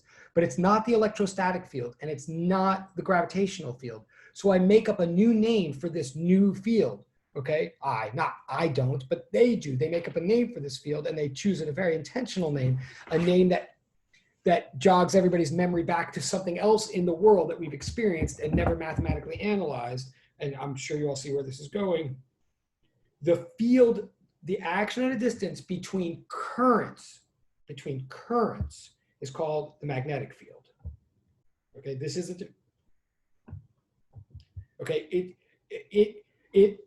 in other words, up until this point in the history of physics or in the formalism of physics, we have mathematical formulation for gravitational field and for electrostatic field. We've now discovered that there's another action at a distance thing that needs to be explained, that can't be explained by those other two fields. So we're going to invent a new name for this new field that we just discovered. We could call it the Yaverbaum field. That would be ridiculous. We could call it we could call it the Hawk field. We could call it whatever. But we intentionally end up calling it the magnetic field because for centuries and centuries and centuries, even before gravitation was worked out formally, before we understood that, and certainly way before we understood electricity, people throughout the world have always known that there's this weird thing that happens between chunks of iron and other chunks of iron, or chunks of iron and the iron core of the earth. Like people since before 300 BC have known that for some reason, if you carve out a little hunk of iron and make it into a horseshoe shape or something and put it near little iron filings or little paper clips whenever they were invented or something, they'll stick together. Like, in other words, people have known about what we call magnets forever, and they've used them to make compasses and use them for navigating the seas, blah, blah, blah. Like the Chinese have understood magnets forever. The Egyptians have understood magnets forever. Like the Ethiopian, like everybody, when I say understood, knew how to play with magnets and knew there was some kind of action at a distance going on between iron materials, like in the fun for kids of every age. But no one ever worked out a mathematics for it. Like compasses work, but there is no mathematical formalism to explain why compasses work or stuff like that, or wasn't, I mean, until now, until someone's like, oh my God, there's another field happening in my lab. And you know what? For all of history, there's been this kind of fieldy thing happening between iron chunks that we've always called magnetism, but no one's ever explained in terms of physics. Like there's no physics topic of magnetism until this point. So cleverly, basically, they call this field the field that seems to exist between moving charges, the field that seems to exist between currents. They call the magnetic field in hopes, it's a gamble, it's because we like to keep things as simple as we can in physics, believe it or not.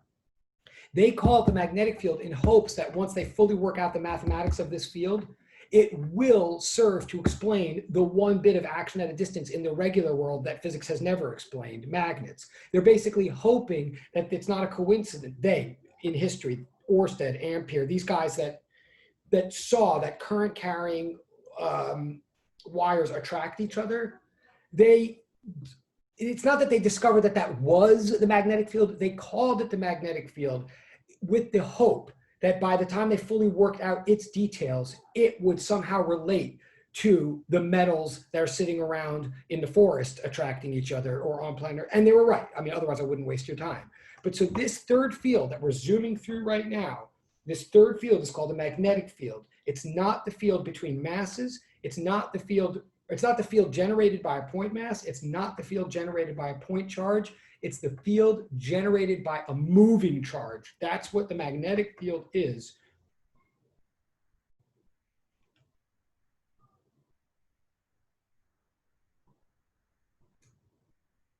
If the E field, remember, if the E, sorry, this is what I want to say.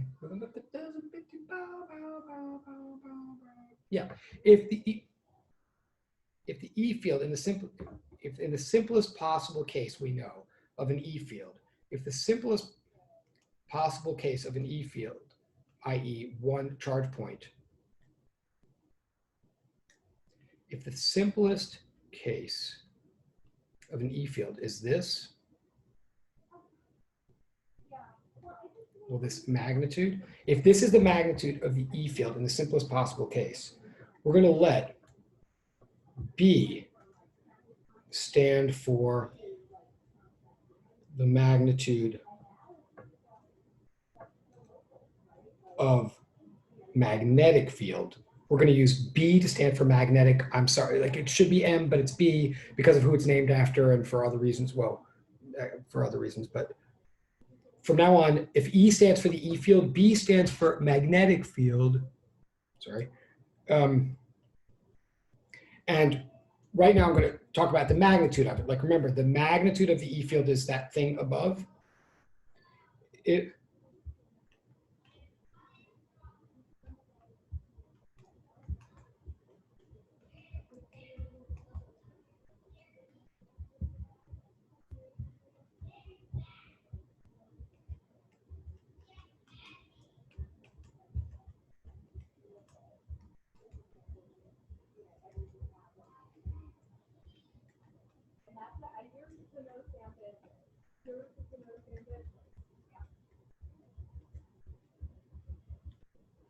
So again, we're taking a little turn here in physics. Like we've been developing this physics based on what we think is logic, and then we test it in the lab and stuff like that. What happens now is someone actually notices something in the lab. They notice that there is a field.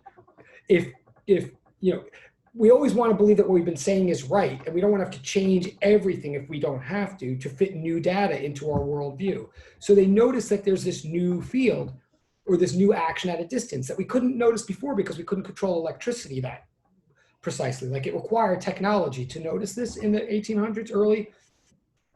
But once they did, they say, all right, there's action at a distance there. Let's assume it's a field, and let's continue to assume until proven otherwise that that field is field is field. Like this thing, if we're going to call it a field, it has to behave like a field in all ways that we've already designated for fields.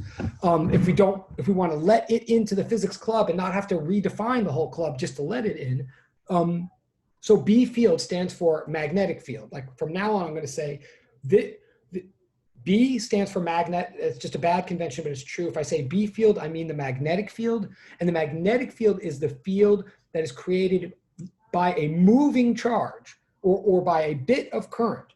So if it's going to work like fields do, then here's the math of it.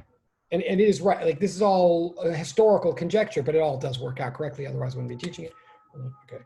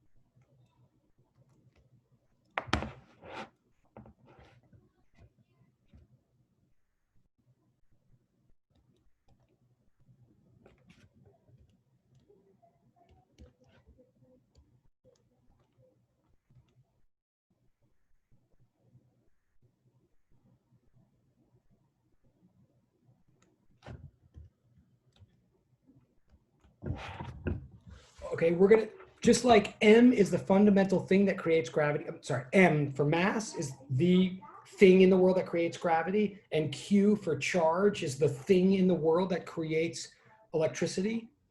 A charge in motion is what creates magnetism. At a fundamental level, if you have charges in motion, they will create a magnetic field, just like charges sitting around will create an electric field. In fact, let me be really clear. If you have a charge at all, it will create an electric field. If it sits sitting there, then that's all it will create. Once the charge is in motion, it still creates its electric field, but it will additionally, we're saying here, create this thing called a magnetic field. Magnetic field is there when charges exist and are in motion. Now there's two ways we can talk about charges being in motion. We can talk about a little bit of charge dq with a velocity v arrow, like this is, so it's like a scalar times a vector. You don't need a dot product or anything, but like, I'm gonna write this again on the next page. Hold on. When I'm talking about charges in motion now, right? Like gravity is about masses. Electricity is about charges. But magnetism, even though it, and I'm talking about magnetism, I haven't yet, I'm saying when we get to the end of this, you'll see how it relates to bar magnets or compasses. It does not in any obvious way just yet. But magnetism is about charges in motion, and technically I want to say a little bit of charge in motion, but don't get too stressed out about the dq, but specifically remember, like q is charge, that's measured in coulombs. Velocity, motion, is measured in meters per second, right? So if I want to think of charge, so the reason I have to say dq and be a little technical here is if I want to picture a charge, I want to picture magnetism at the simplest possible case. The simplest possible case of electricity is like 1 point of charge, like an electron just sitting there. The simplest possible case of magnetism, one would think would be one charge flying past my face, one charge with some velocity creating magnetic field. That is true, but there's one problem with that. If I just have one charge and it flies by my face, that means there's a charge at one moment right in front of my eyes and another moment somewhere very far away. That's probably not going to create the same field, those two things. Like not at my eyes, it won't. In other words, field is distance dependent. So in fact, even if you just pick one bit of charge and let it move, that can actually be a lot more complicated than having a whole bunch of charge flowing in a line like a current. In other words,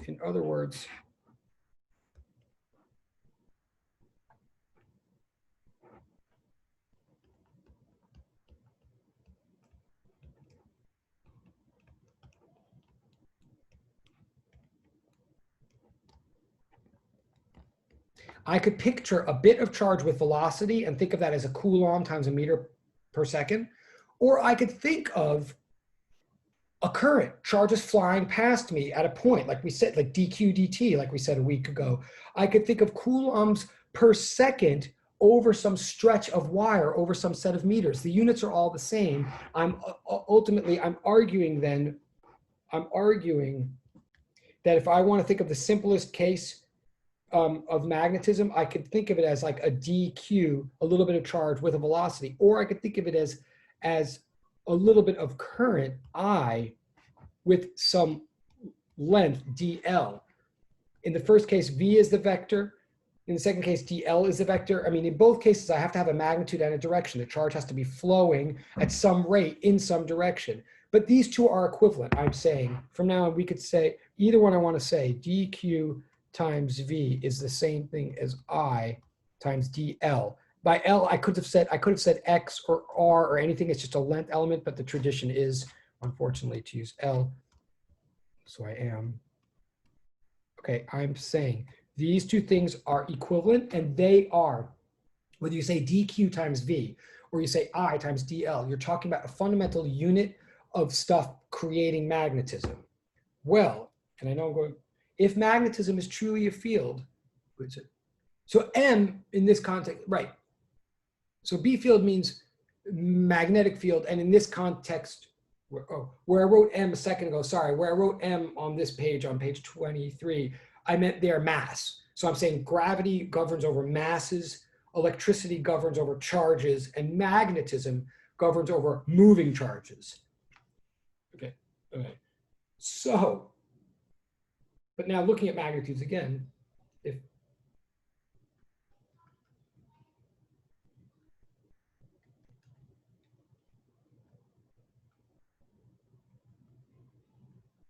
you look at field magnitudes, remember, the magnitude of the electrostatic field due to a point charge looks like this. The magnitude of it. Look like that. So if the magnetic field is anything like that, if it behaves like also a field, and it behaves in the simplest possible way it could as a field, in the, if it's possible to understand it all, I'm going to start with the same model I used.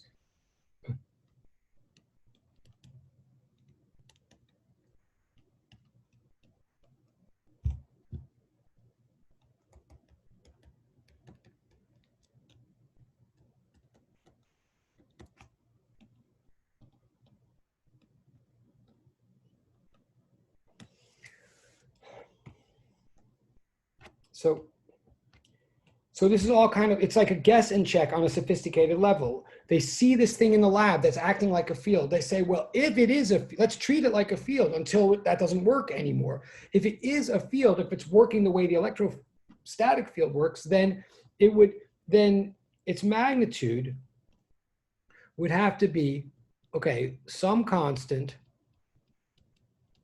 just like the electric field had that big constant at the beginning, then times, okay, instead of Q, not just charge, it's gonna have to be times like the thing that's actually, oops, sorry.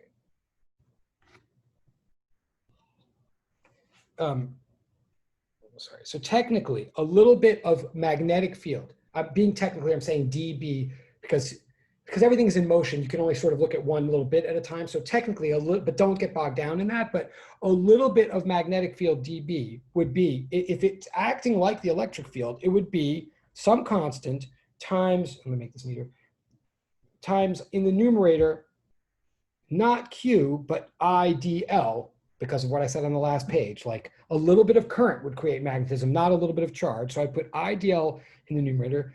Then I'm going to assume that the denominator is the same as electricity and gravity. All these fields seem to be inverse R squared dependence because the idea is that the fields spread out evenly in all directions of space. And that's what inverse R squared means. So I'm taking a guess here that does turn out to be right. And I'm not going to ask you to prove this. You can't prove this. Okay, you're totally not going to have to prove this on the exam. Nobody can. But if magnetic field works similarly to the electric field, then its magnitude would look something like this, and it does. I'll even fill in, let's give a name to that constant.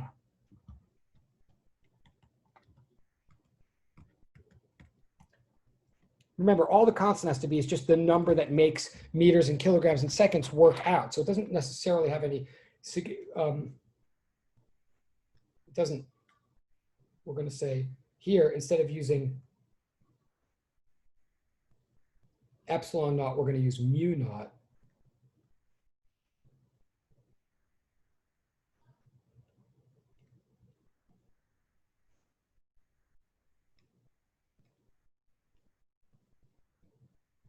Again, don't get bogged down in this, but just like epsilon naught was a constant that we had to put in to make the units work out, we're going to put in a different constant here to make the units work out. That one was called epsilon naught, epsilon kind of like E for electricity. This one's called mu naught, a mu kind of like an M and whatever for magnetism. That one technically stood for the permeativity of free space. This one technically stands for the permeability of free space. Again, don't get bogged down. It all sounds very technical, but they're just constants to make units work out for the most part. And this one, and this one, hello. Okay, this one happens to be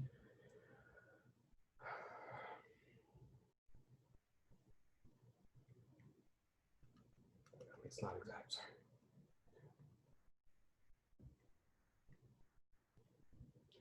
And it's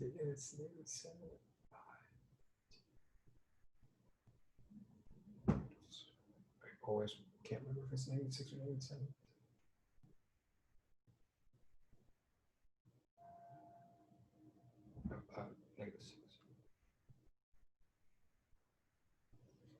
-6.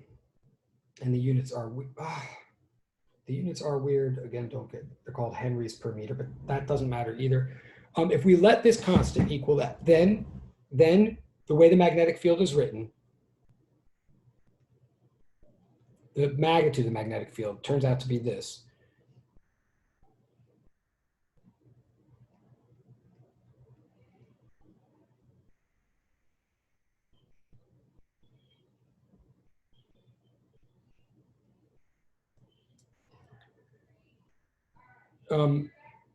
That's the magnitude. Okay, what I'm trying to say is it looks just like the electric field, but just a different constant. And there's that, it's written in that funny way with the 4 pi down there for intentionally so that 4 pi's cancel when we look at flux and stuff like that. This is the magnitude of the field, the magnitude. But where things get, okay, I'll write it again. So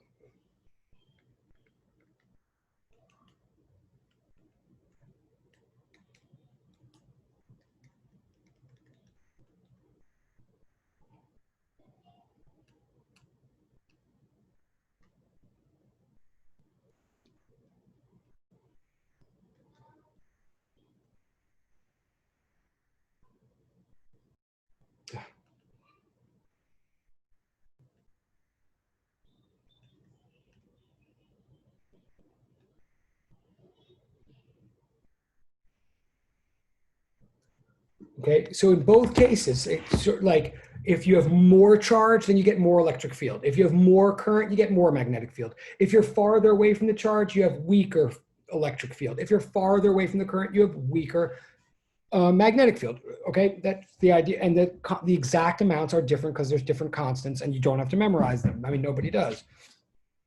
But that's magnitudes. Where, let's talk about direction now.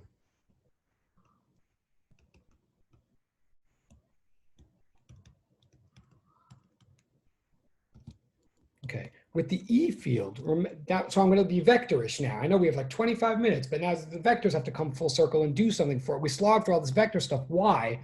Well, let's remember with the electric field, the electrostatic field is a vector, right? The vector equation says this.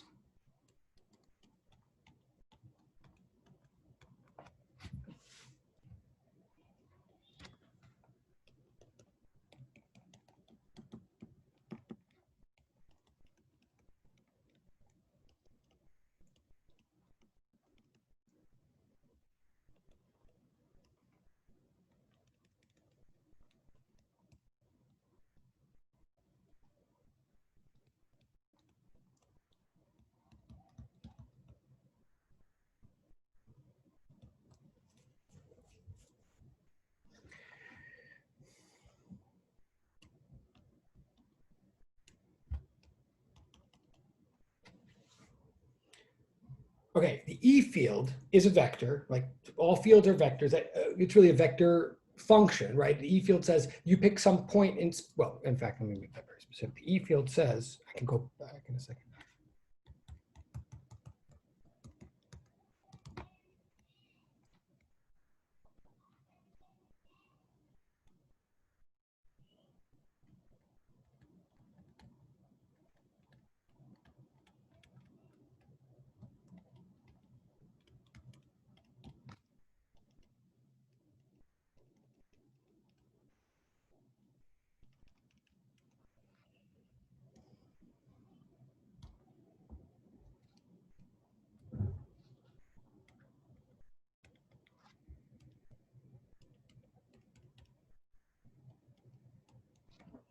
Okay.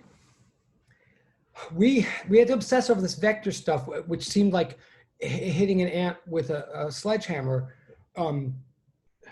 We had to do it so that we could actually build a sledgehammer that was good for hitting things that were bigger than ants. In other words, what I'm saying is, with the E field, you picture some point of charge sitting in space, some point of charge magnitude Q, a bunch of coulombs sitting in space. And it's just a scalar. It's just an amount of charge sitting somewhere in space, and it's sitting at a point, so taking up no space. So it's like Q, in other words, for electricity, Q is a zero-dimensional scalar. It's a scalar quantity. It doesn't have direction, and it doesn't have any volume. It's zero-dimensional. That's what Q is. And we say, we ask ourselves, let's pick some point in space anywhere near that Q. Let's pick a point of space, R displacement away. Like, let's pick a point in space 3 meters away, due east, right? Like some amount of distance away at a particular direction. Wherever point we pick in space, we point to it with this vector R. The vector R represents how far away we are and in what direction from our source charge. That's what R stands for. Well, the idea of the E field is that, like, okay, the E field is going to be a vector itself. How do we make that vector? We took the R vector and we took the direction of the R vector, the direction that it pointed in. We made a unit vector out of it in our minds. We take a vector that points from Q to whatever point in space we're standing, but we just shrink it down to like 1 unit long, and that's the unit vector R.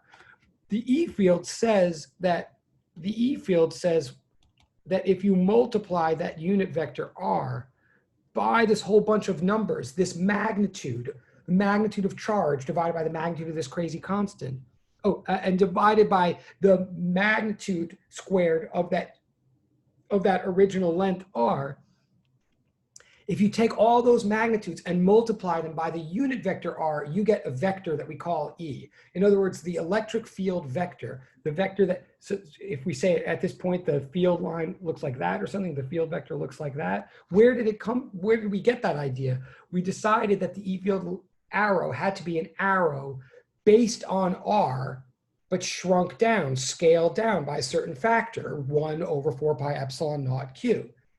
In sum, I'm saying the electric field vector is a vector produced by multiplying a scalar with a vector. What vector? The vector R. Okay, that's what electric field is. With the magnetic field,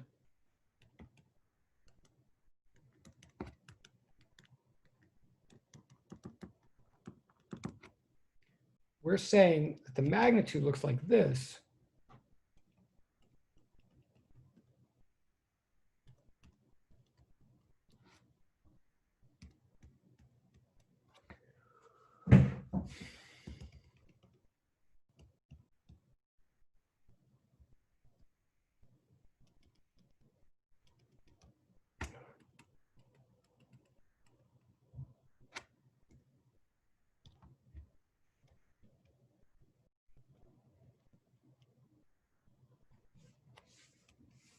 We're saying that the magnetic field, just like the electric field, is going to be based on some current that produces it. I mean, just like the electric field is based on some charge that produces it, but it's also based on how far away and in what direction you go from that source, right?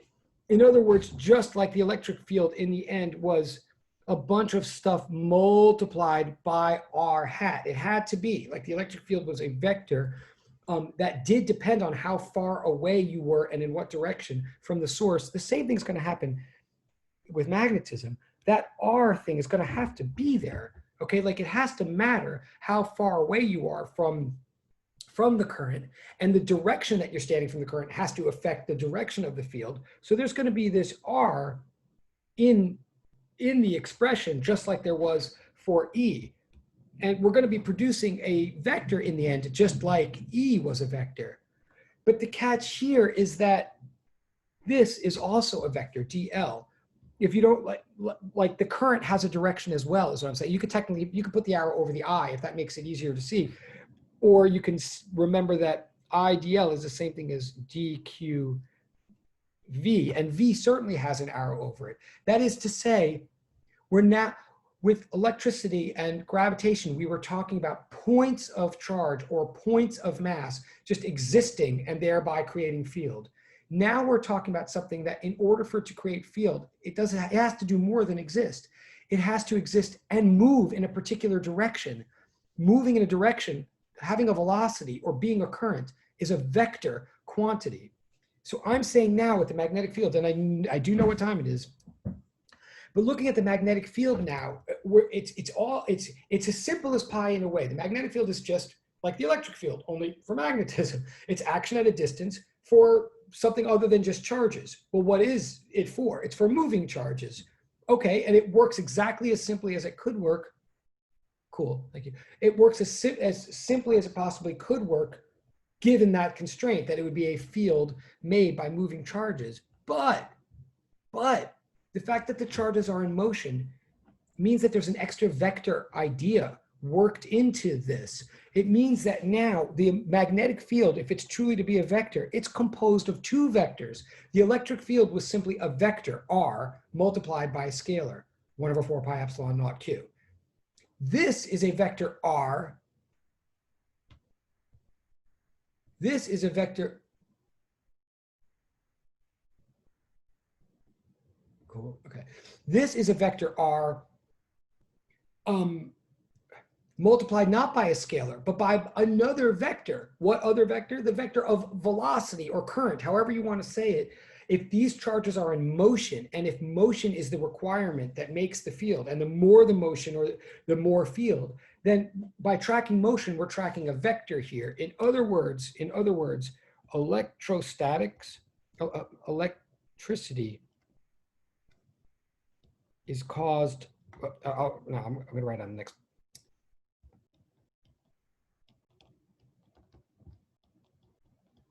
Electricity at its most fundamental level, at its simplest possible level, is caused by a dot, a point of charge, a zero-dimensional scalar. But magnetism, I'm saying, at its simplest root cause, magnetism is caused by a one-dimensional vector, a line with direction, an arrow, okay? I mean that.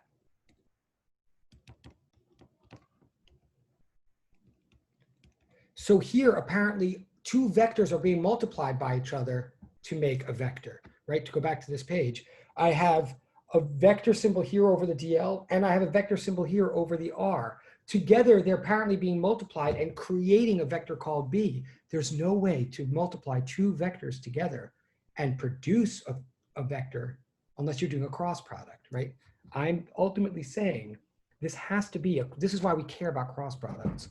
Magnetism itself, at its root, must be a cross product. For the simplest way to put it, because magnetism is a vector that is caused by an equal contribution from two vectors, R and velocity. R was already involved in electricity, but velocity never was. Velocity is the new player here.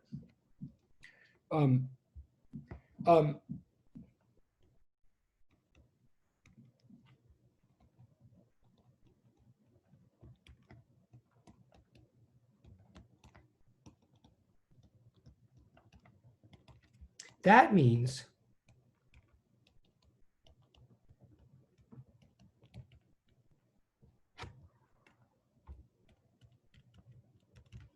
that magnetism at its root, I mean, at its center, follows the right-hand rule. For this, in other words, so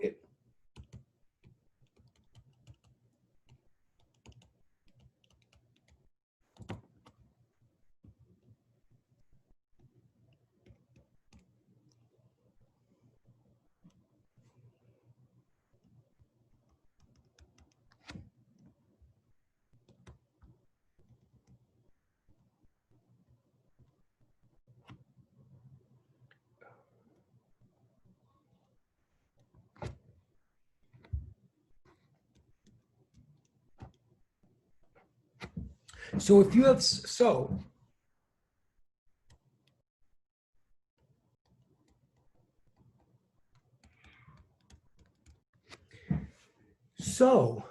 like we've been doing all this, these Gauss's law questions, we're saying like if you have a bunch of charge over here, it creates field. What is the field over there due to that charge? If I now say the same type of question, if I say I have a current here, and it appears from the lab that current creates some kind of field. So, go back. Oh yeah, I'll go back. And I'll go back again. But apparently now currents create field. And assuming, we always assume the simplest possible thing that we can and use it until it doesn't work anymore, or et cetera. So assuming that the field generated by a current acts actually like a field, but a field for that situation, then what I'm saying is if we take a current, like we just send a nice, simple, straight current across the lab, and we look at some point, some location nearby that current, some location R, like in this diagram, somewhere above the current, just looking at direction,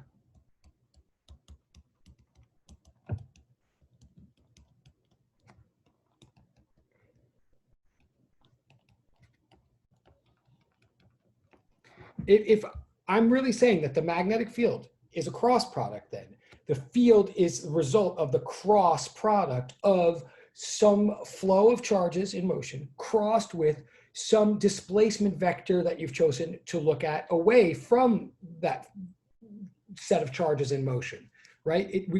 So the direction of the magnetic field has to be the direction of IDL crossed with the direction of R. I place my right hand on this dumb picture. I let my fingers point in the direction of that current.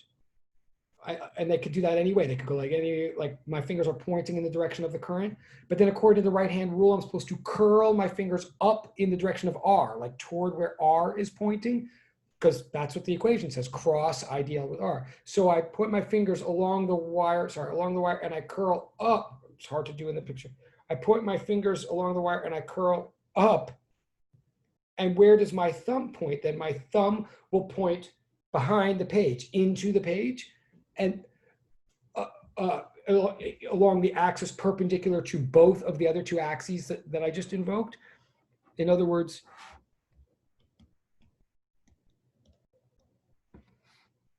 the magnetic field right here at this point would point into the page. And the way we designate that is we put a little X. We act as though all arrows have tail feathers on their back. So if something's pointing into a page, it's flying away from our eyes, we believe that we act as though we're looking at some arrow that was shot in the air away from our eyes. And so all we see in the back is the cross hatch of feathers, which is insane. And if something's coming out of the page, like this is all very hard. I'm basically saying now we need once magnetism is in play, you need 3 dimensions of space to understand it. And of course that's hard to draw. So anything that's going out of a page, coming into our eye, we think we would just see the dot, the tip of the arrow. And anything going into a page, we think we would just see the back, the tail feathers. So that's how we draw it. So I'm saying right here in this picture, the magnetic field line will not point along R. This is how it's fundamentally different from the electric field, because it's a cross product, because it's being generated by a vector, not by a dot. The magnetic field above the wire would point into the page. The magnetic field under the wire, I would do the cross product again. Like I'd take my fingers, point along the wire, but if I want to look at a point underneath the wire, my fingers will curl down and my thumb will point out of the page. So like over here, the magnetic field would point out.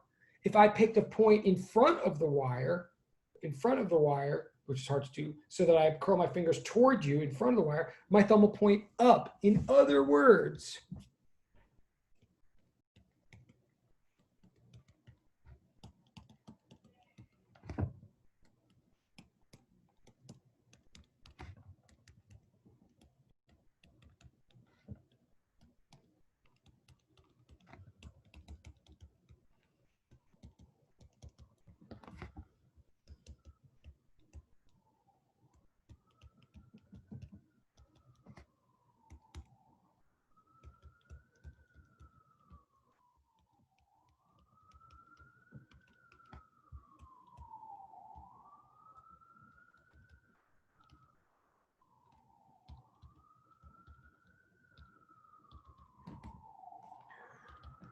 I'm saying, well, I'll go, well, no, I'll let you.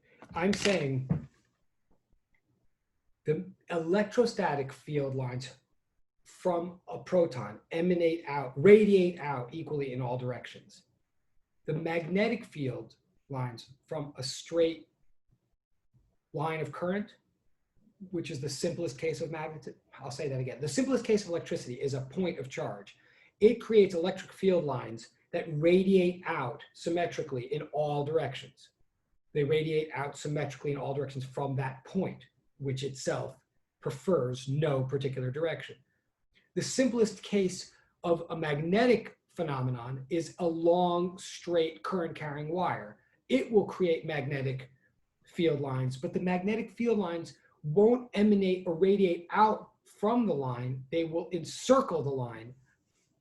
The magnetic field lines, due to a long, straight current-carrying wire, are closed paths, loops around the, in other words, if it's truly straight, they're circles.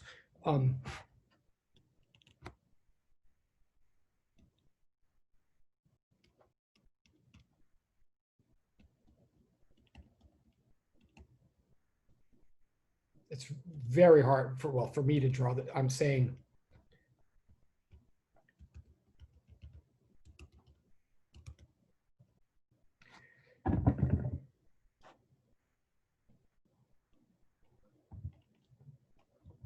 yeah, I'm not drawing this well at all, but I'm saying if you look dead on a wire, the field lines from, if this is a current I, if you look dead on, you would see magnetic field lines forming circles, getting less and less dense as they get farther and farther away, like as a function of r squared.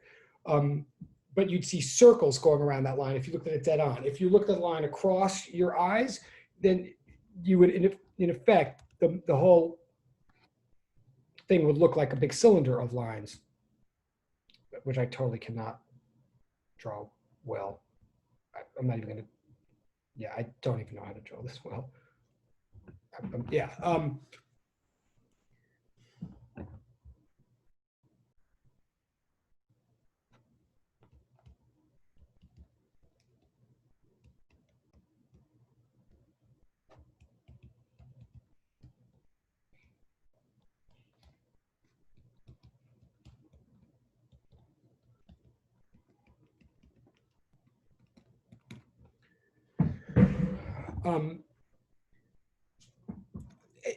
This is getting so abstract that for some of us who, at once upon a time I hated math too, and math seemed too abstract. It gets to the point where the material you're dealing with is so abstract that one wants the math actually to make it more concrete. I don't know if you're at that point, if you feel that way or not, but what I'm trying to say ultimately here is, so I'm saying all,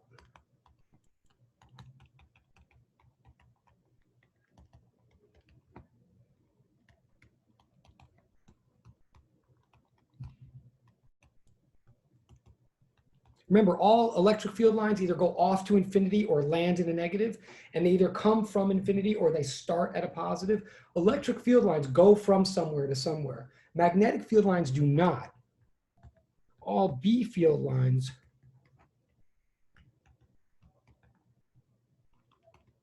are closed. Sometimes they're perfect circles, like if they're around a perfect line, or if the situation's more complicated, the magnetic field lines might be more complicated, but they always bend back, they always loop around and form closed paths, whereas E field lines are open paths. Okay, and why is this? Because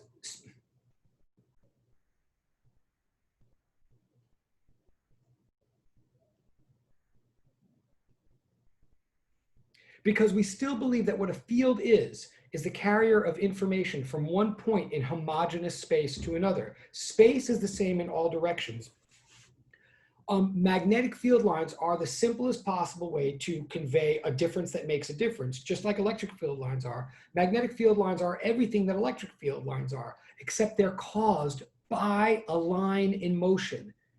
And once you say, oh, here's the thing that's causing my magnetic field, it's this current going that way, the only symmetric way for all of space to feel the impacts of that line is, the only symmetric way is closed loops around that line. Like, in other words, one line of current does not produce radial magnetic lines because a line of charge does. Like, the line of static charge produces spokes. That's what we were like stressing about all the first half of this period and last period. A line of charge produces spokes. That's the most symmetric thing that could happen if you had a bunch of sitting still charge in a line. But once you set that charge in motion, now there's a direction to it. So if the field lines spoked out, there'd be no way for those spokes to tell the world whether the current was going this way or that way, right? Spokes are what you get from just a bunch of charge just sitting still. But current going like this by the right-hand rule makes B field lines that go like that. So if we see a B field line going like that, we know the current's going that way, vice versa. In short, mathematically, and then we are just about, believe it or not, I mean, I will post an extra lecture putting this all together with the tests and all that, but hold on one second. Come on, okay.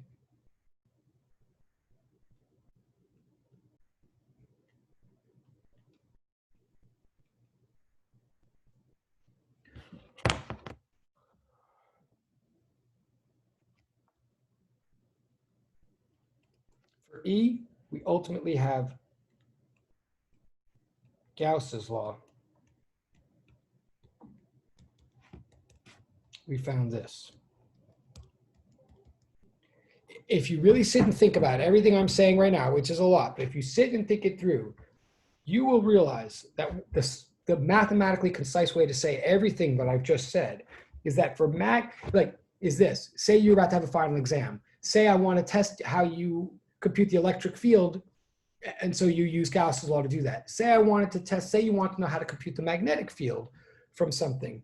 If you were getting used to Gauss's law and you're like every other mathematician and physicist in history, you would reasonably say, can we apply Gauss's law to magnetism? Like, can we say something about the total magnetic flux through any container in the world? And we do. But before you get worried or upset, here's what we say. If you go to any place in the world and you draw a container and you ask how much electric flux is, how many electric field lines are fluxing out of that container, the answer will be 0 if there's no charge in the container, and something if there is some charge in the container, right? And the more charge you have in the container, the more electric field you get. But magnetic field lines don't work like that. Magnetic field lines get created by currents going like this, and the magnetic field lines are closed loops going around currents. So if you make any closed container anywhere in the universe, any closed surface, if you picture any container anywhere in the universe and ask what's the net amount of magnetic flux coming out of that container, the net amount coming out, well, for every line that comes out of that container, all magnetic field lines are closed loops, so all closed paths. So any line that ever comes out of that container will have to go back in that container somewhere else and reattach to itself. In other words, you'll never, ever get any net magnetic flux through any closed surface. This is the difference between magnetism and electricity.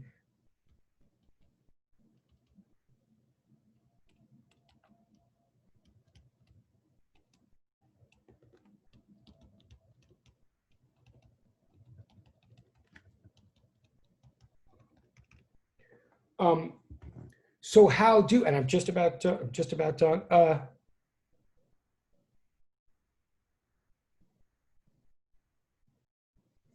I'm gonna actually wait. I'll end with this. Hold on one second.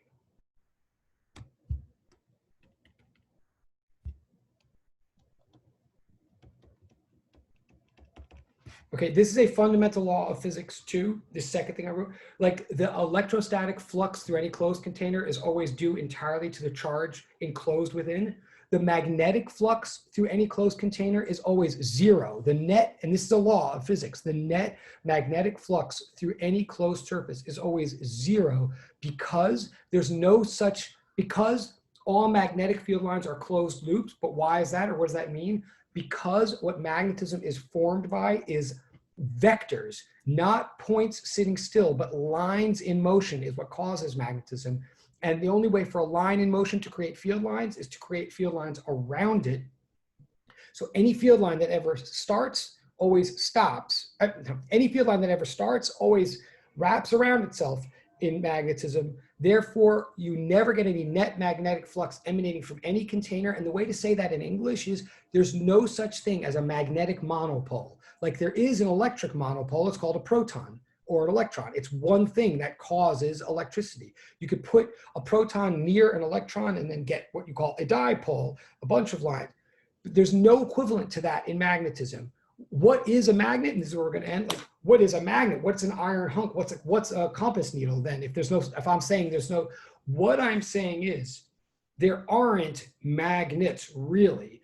There are charges in motion. There are little current loops, okay? And and every atom itself is a natural little current loop. Like even a hydrogen atom is a proton sitting there with one electron going around and around. That's a little circuit. That's a little current loop. Hydrogen is a little magnet by itself.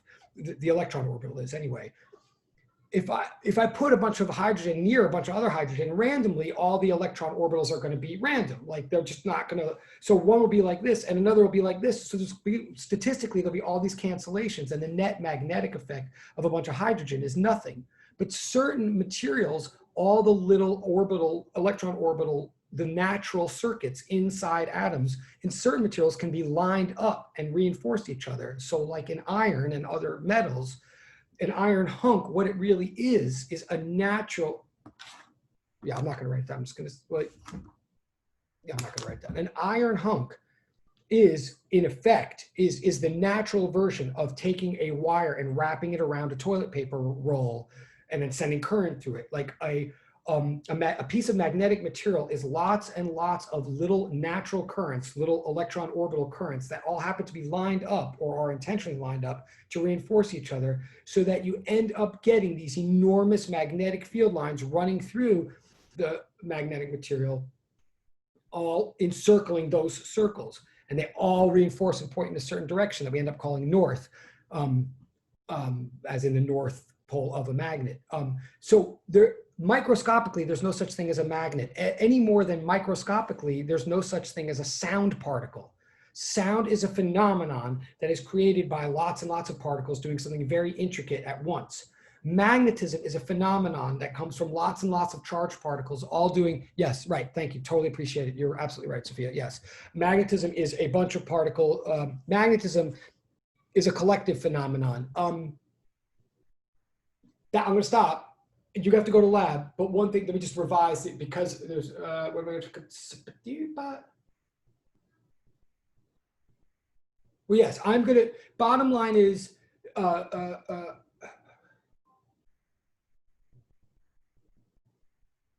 bottom line is I'm gonna post one more lecture where I tell you exactly what to worry about of this for the test and whatnot and stuff like that. I know where I've gotten to here. I know what I haven't said, and I'm not going to test you on something I don't say, blah, blah, blah. But there'll be one more lecture that, at night that I'll post to help walk through the old midterm exam and walk through this final exam for people.